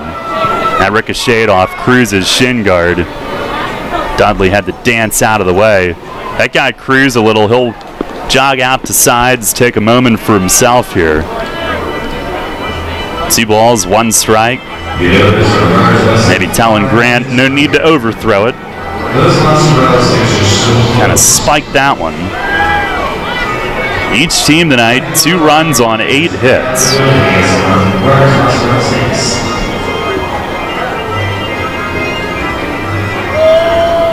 Sides covers his face as he gets the sign, ready. Here's the 2-1, and a swing and a foul over the third base roof. And that'll bring us even. There have been some intense moments in this game. It seems like every inning, every half inning, there's been a big moment for either team. And right here, vital for Sides to keep the leadoff man on base. And late in the game, not many chances left for either team. You want to limit the damage as much as you can. Now he's ready. Cruz wants it low. Down on the knee. The 2-2. Swing, and he lines it the other way. Base hit. No, he sat back, took it hard to the opposite field. Leadoff man is on to begin the ninth. Dudley has struggled. Has his first hit in tonight's game, and they will pinch run for him. That was as sharply hit of a ball as maybe we've seen tonight. That was scorched through the hole between short and third right there, but only a single. Not much damage there. Now Justin Pacioli will pinch run. With a righty on the mound, you have to figure they will entertain the thought of sending Pacioli. He is 6 for 6 in stolen base attempts. Francoso, the hitter, also a threat to bunt. Tonight, 1 for 3. Infield hit early in the game. Chavez comes inching in at third, and a throw to first initially. Sides soft tossing it over as Pacioli dives back. Sides has had so few base runners that the move to first is probably a little foreign to him, and he was careful on that one. Pacioli last year had 35 steals, 4th in the league in less than 100 games before the Red Sox signed him. Here's the stretch. He's got his lead. Long set. And Sides was just going to keep on holding it until Francoso asked for time, and he did. A tie game. The leadoff man is on, and now the Patriots set up to do what they do best offensively, move guys around in close games. And here's the stretch. And another move over. Pacioli dives in again. Last year, he was very much a straw that stirred the drink in the first half before he got signed. This year, he's been coming off the bench most of the time. Francoso's almost taken over that role this year of kind of an unknown pitch. It's down low, 1-0. Kind of an unknown coming in that's become a top hitter. Francoso looking down at Glenn Barker, the third base coach. Barker's got a stopwatch on Sides, getting his times to the plate.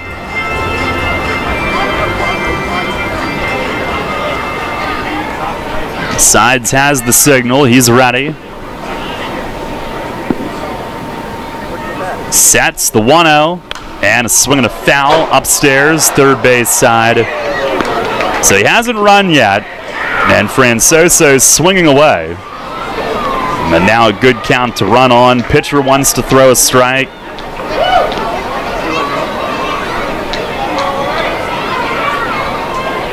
Burgess will hold him over there, keep him honest. Cat and mouse game fully at play here in the ninth in a tie game. Just one of those games tonight. They set up in, and a move to first. He'll dive back again. It's honestly been like that most of the night. Now, of course, it's picked up over the later innings, but really all night, from the first inning on, you go back to the pickoff moves with Reardon over to first base, and Logan Williamson had to make some moves over to first early on. The Patriots had a double steal. It's been a small ball type game. Sides ready. And the 1-1. Fastball right down the middle. Called strike. It's 1-2. That is the style of game that the Patriots want. Revs early on tonight looked like they were poised to carry over what they did offensively last night, but after the first inning, they've been silenced. And here we are in a close game late, a tie game late.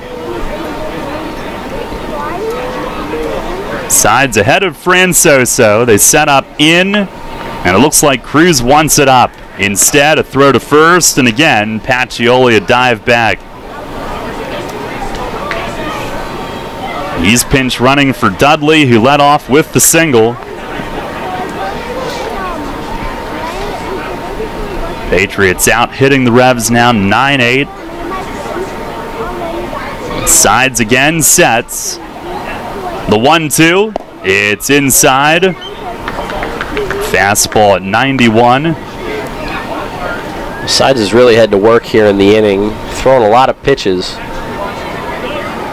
You know, it's different for closers when you have to pitch in a tie game as opposed to having the lead. Now it's not an excuse, and I'm sure Grant's not going to say that he can't pitch in a tie game, but you know, you're almost not as amped up to pitch in a tie game. I'm ready. And here's the 2-2. Right down the middle for a ball. Holy cow. If anything, a little bit low, but that's nitpicking right there. It's a good hold by Cruz, a good pitch by Sides, and he just doesn't get the call.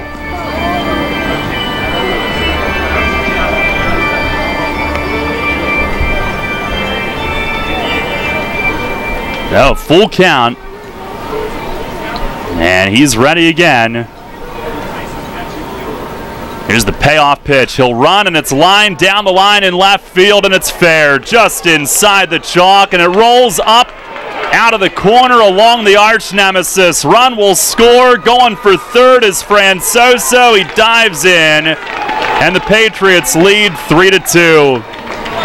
A pitch after Sides nearly had him. Francoso triples the other way into the corner. Somerset's got the lead. And with a runner at third and no outs, they're poised for more.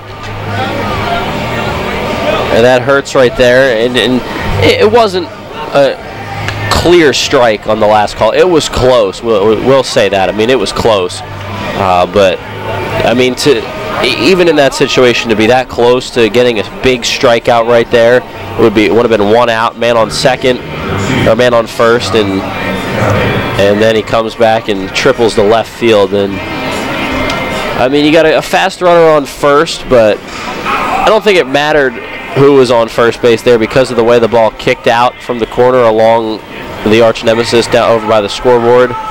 It's just a tough situation, a game that runs have been so hard to come by, and for it to go all the way to the ninth in a tie game, and now this happens, that's tough.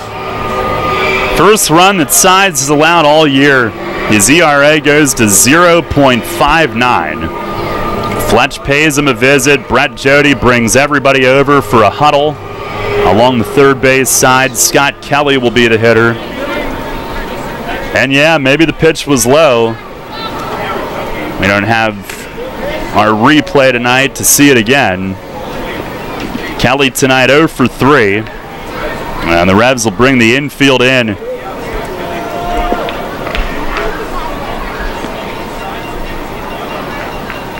Patriots always a threat to squeeze as well. And Sides is set. First pitch, it is a squeeze, a safety, and Kelly pulls it back. It missed low, apparently, and they appeal to first. David Speranza said he pulled it back in time. Ball one, the count on Kelly. He is 3 for 29 with men in scoring possession, and initially they showed the idea of him squeezing. There's the 1-0 taking all the way, and that's down. Well, Sides in a second straight night situation, and they won't just let him out there forever. They have another reliever up, and Luke Westphal tips the cap into the dugout, suggesting that that man is ready. Side sets the 2-0, and a chopper to short, leaping grab. Dent looks the runner back and throws to first. One down. And Ryan Dent, a terrific play with the infield in. A high chop is always a danger, but he went up and brought it down. That's big time right there from Dent. Yeah, you're down, but the Revs have done a good job of maintaining composure and They know that you got to keep this a one-run game going into the bottom of the ninth, and now here with 1 out and a man on third, 2 lefties up. Figure Westfall's in play for at least Chavez on deck. Well, it's not Westfall. It looks like it's Watts warming up.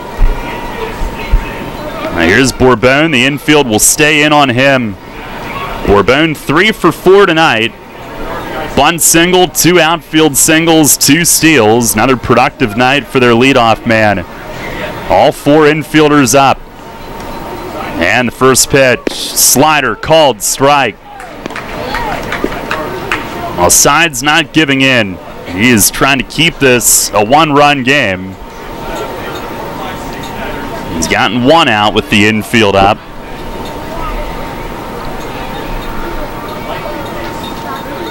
Stares in at Cruz, settles on 1. And the pitch, swinging a foul over the third base side and out of play. 2 strikes to Bourbon. You got to believe that if the Revs can keep this a 1-run game, that they're going to be pretty energized going back into the dugout in the bottom of the ninth. But right now, that's easier said than done. It's going to take a lot to get Bourbon out, a guy who swings the bat in, handles it well. Patriots closer Ryan Kelly loosening. Revs will have the middle 3 in the order due up, trying to keep it a 1-run game for them. Here's the 0-2. Just missed. Inside. Another close one. 1 ball, 2 strikes.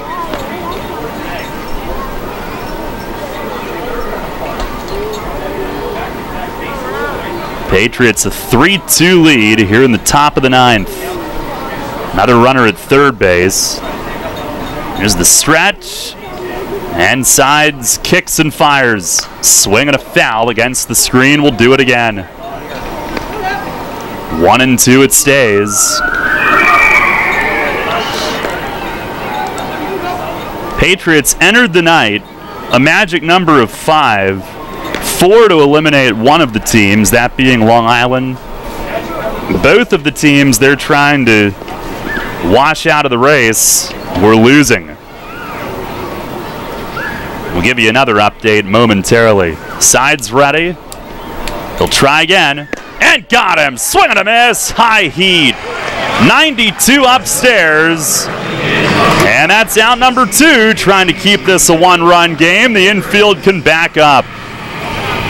Well, just what the doctor ordered right there. Strikeout, a fastball up in the zone. That's a good pitch to go to against Bourbon right there, because a guy who's not really a power hitter, a left-handed hitter, generally a low ball hitter.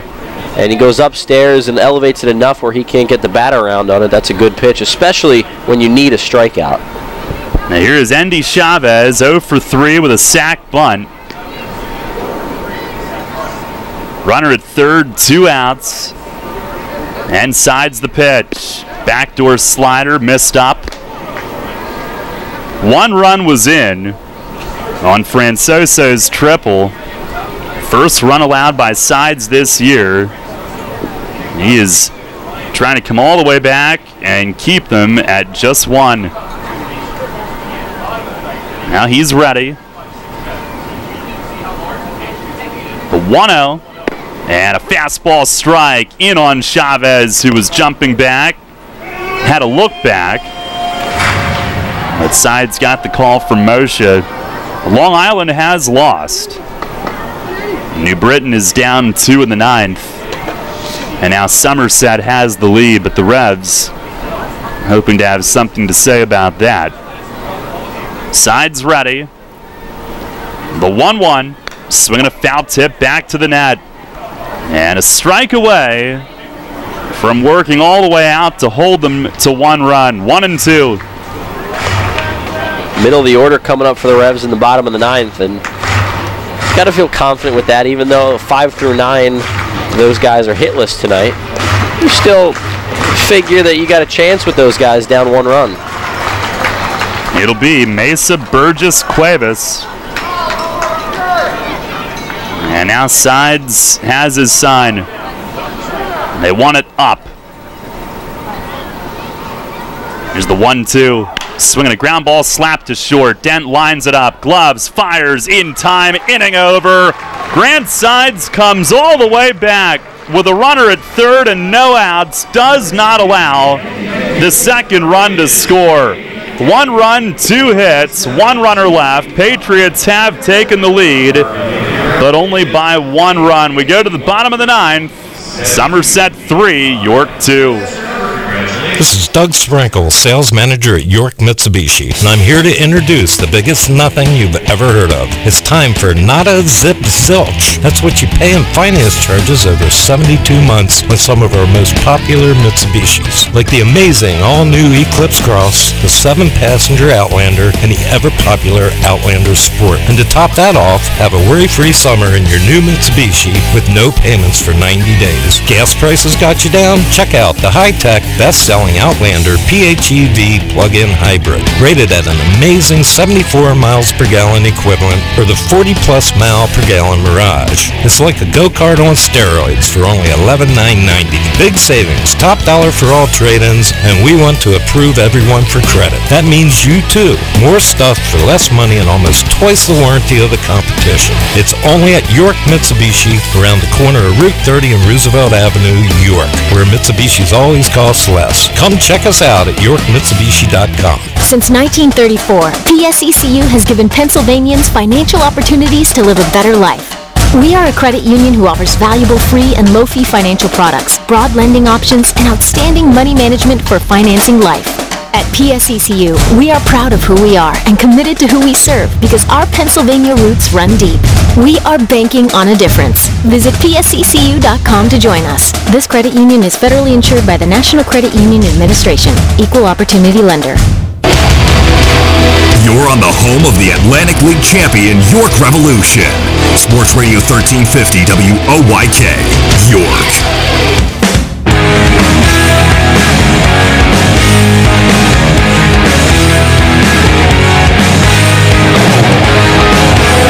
Patriots closer Brian Kelly takes over. Bottom of the 9th, Revs down 3-2. And they do not have a walk-off win this season. Mesa, Burgess, and Cuevas needing at least a run after Francoso's RBI triple in the top half.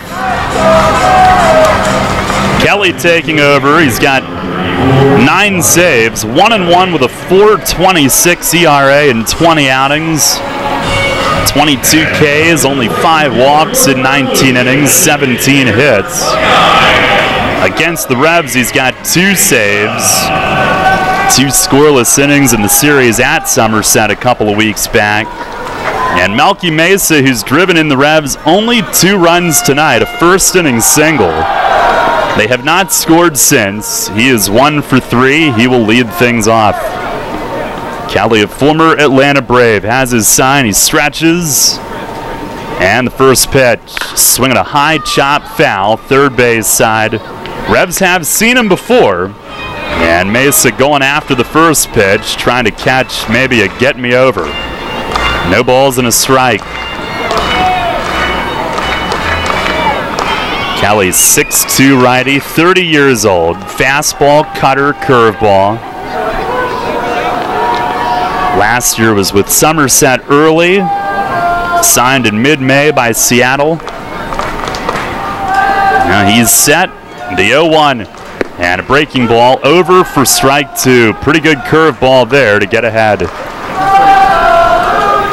Definitely a good pitch coming back after the fastball right there to get ahead. And now Mesa, got to figure he can go with anything right here, ahead 0-2 in the count. Finished last year at AA and AAA with Seattle. He's ready.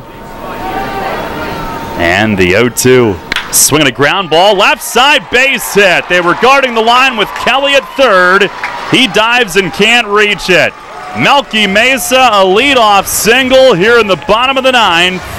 He's 2 for 4. Sandy De Leon coaching at first, looking in to see if they'll pinch run. Got to think they have to here, right? I would think with that quad. Number 21, Michael. But if Burgess were to get on, he's the winning run. Really, only Jared Mitchell's the one you would go to. Maybe they're saving him in case Burgess gets on. He's 0 for 2 with an intentional walk. And they could be waiting to see if Mesa gets the second and then make the decision to pinch run. That's true. They've done that a lot in the past. First pitch, breaking ball, big swing, foul tip off Gonzalez's mask, and back to the backstop. Well, you have to figure if this game goes extras and it goes long enough for Malky's spot in the lineup, well, never mind. Is that Nick King out there? Yep. What I was going to say is, you know, if you're really thinking ahead and that Malky has another chance to come up, he's one of the only guys in the lineup tonight that has had success, you know, hitting the ball against this Patriots pitching staff, but they will make the decision there and go with the pinch runner. No balls and a strike to Burgess. Rodriguez at short, way up the middle. As they play him to pull, ton of room on the left side of the infield. And in the left center gap, outfield way deep. The 0-1, breaking ball, hit deep in right field. It is gone! Michael Burgess, a game-winning walk-off home run! And the Revs come back and win 4-3 in the bottom of the 9th inning as he throws his helmet in the air and disappears into the mob scene at home plate. And the Revs, with their first walk-off win of the year, have stunned the Patriots in the bottom of the 9th inning. Michael Sr. does it, and the Revs win 4-3 on the walk-off blast to right. Did you see me pointing out to right field right before that pitch? Were you a caller? What did I tell you in between innings? I said, before I went to the bathroom for a quick break, I said, Burgess is going deep. Man, that's just what they drew up right there. Malky gets on to lead off the inning. Burgess gets a pitch up in the zone and just blasts it. Wow. You should go to the bathroom more often, Michael. I mean, it was like it was a cue right there. I point to right, he goes deep. Just outstanding. I mean, we were saying they were due for that. Man, that's a huge win. I mean, that's a win that can get you on a roll. The confidence to really keep it going.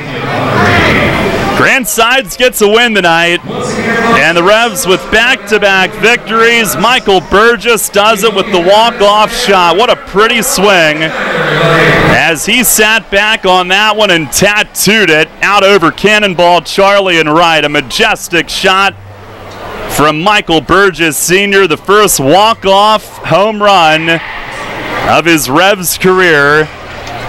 9th home run of the season for him.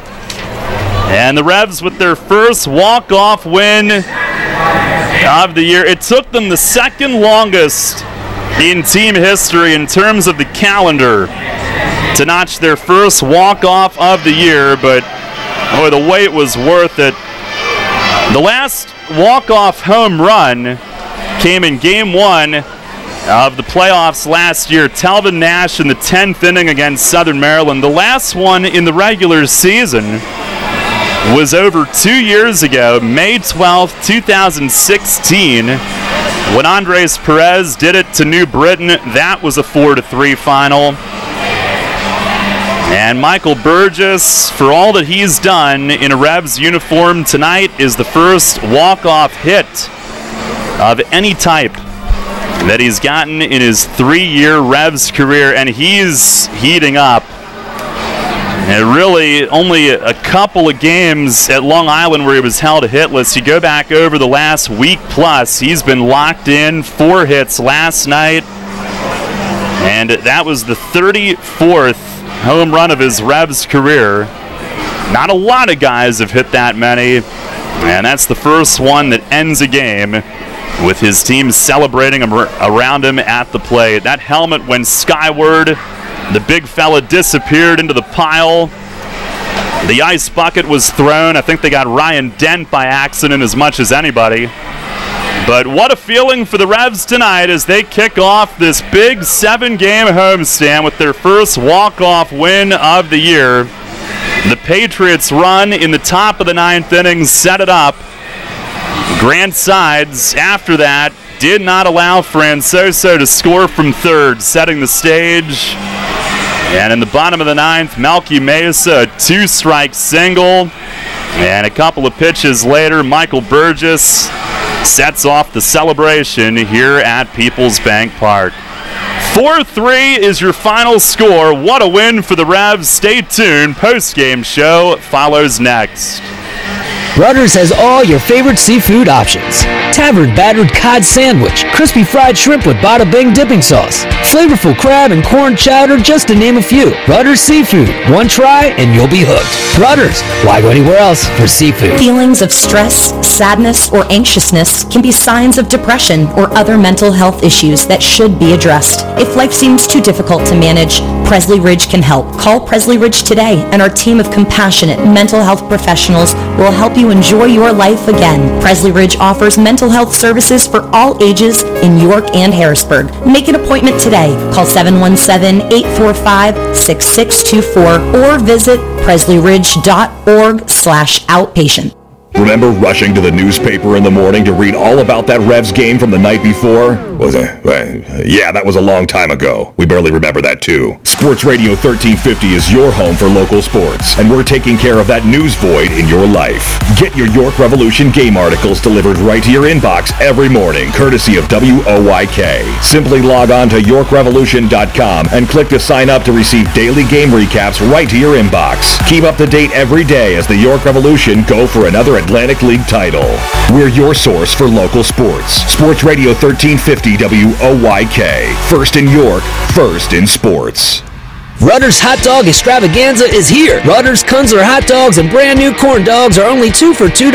Our amazing Kunzler bacon wrapped cheddar dogs and sausages are only 2 for $4. Earn 2 cents on fuel for every deal purchase. Must scan rewards card. Rudder's, why go anywhere else? This is Luke Westfall. You're listening to York Revolution Baseball on the home of the Revs. Sports Radio 1350 WOYK. First in York, first in sports.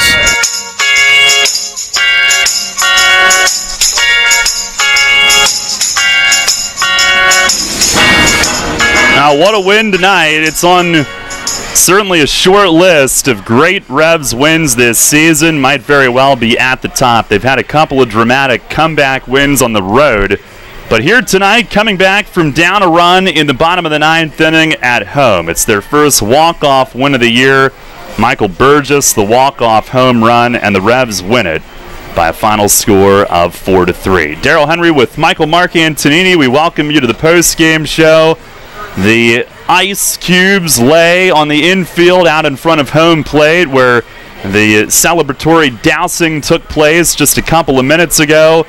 I maintain that I think they missed Michael. I think they got Ryan Dent more than anybody, but nonetheless, the Revs, Dent had a big play defensively in that top of the ninth inning, or else Burgess's home run would have only tied it. And it was the 64th walk-off win in Revs history in regular season play, the 62nd at Peoples Bank Park. They had 2 in Camden in May of 2007 before this stadium was completed. As far as walk-off home runs, it's the 16th in Revs history, first since Andres Perez back on May 12, 2016 against New Britain.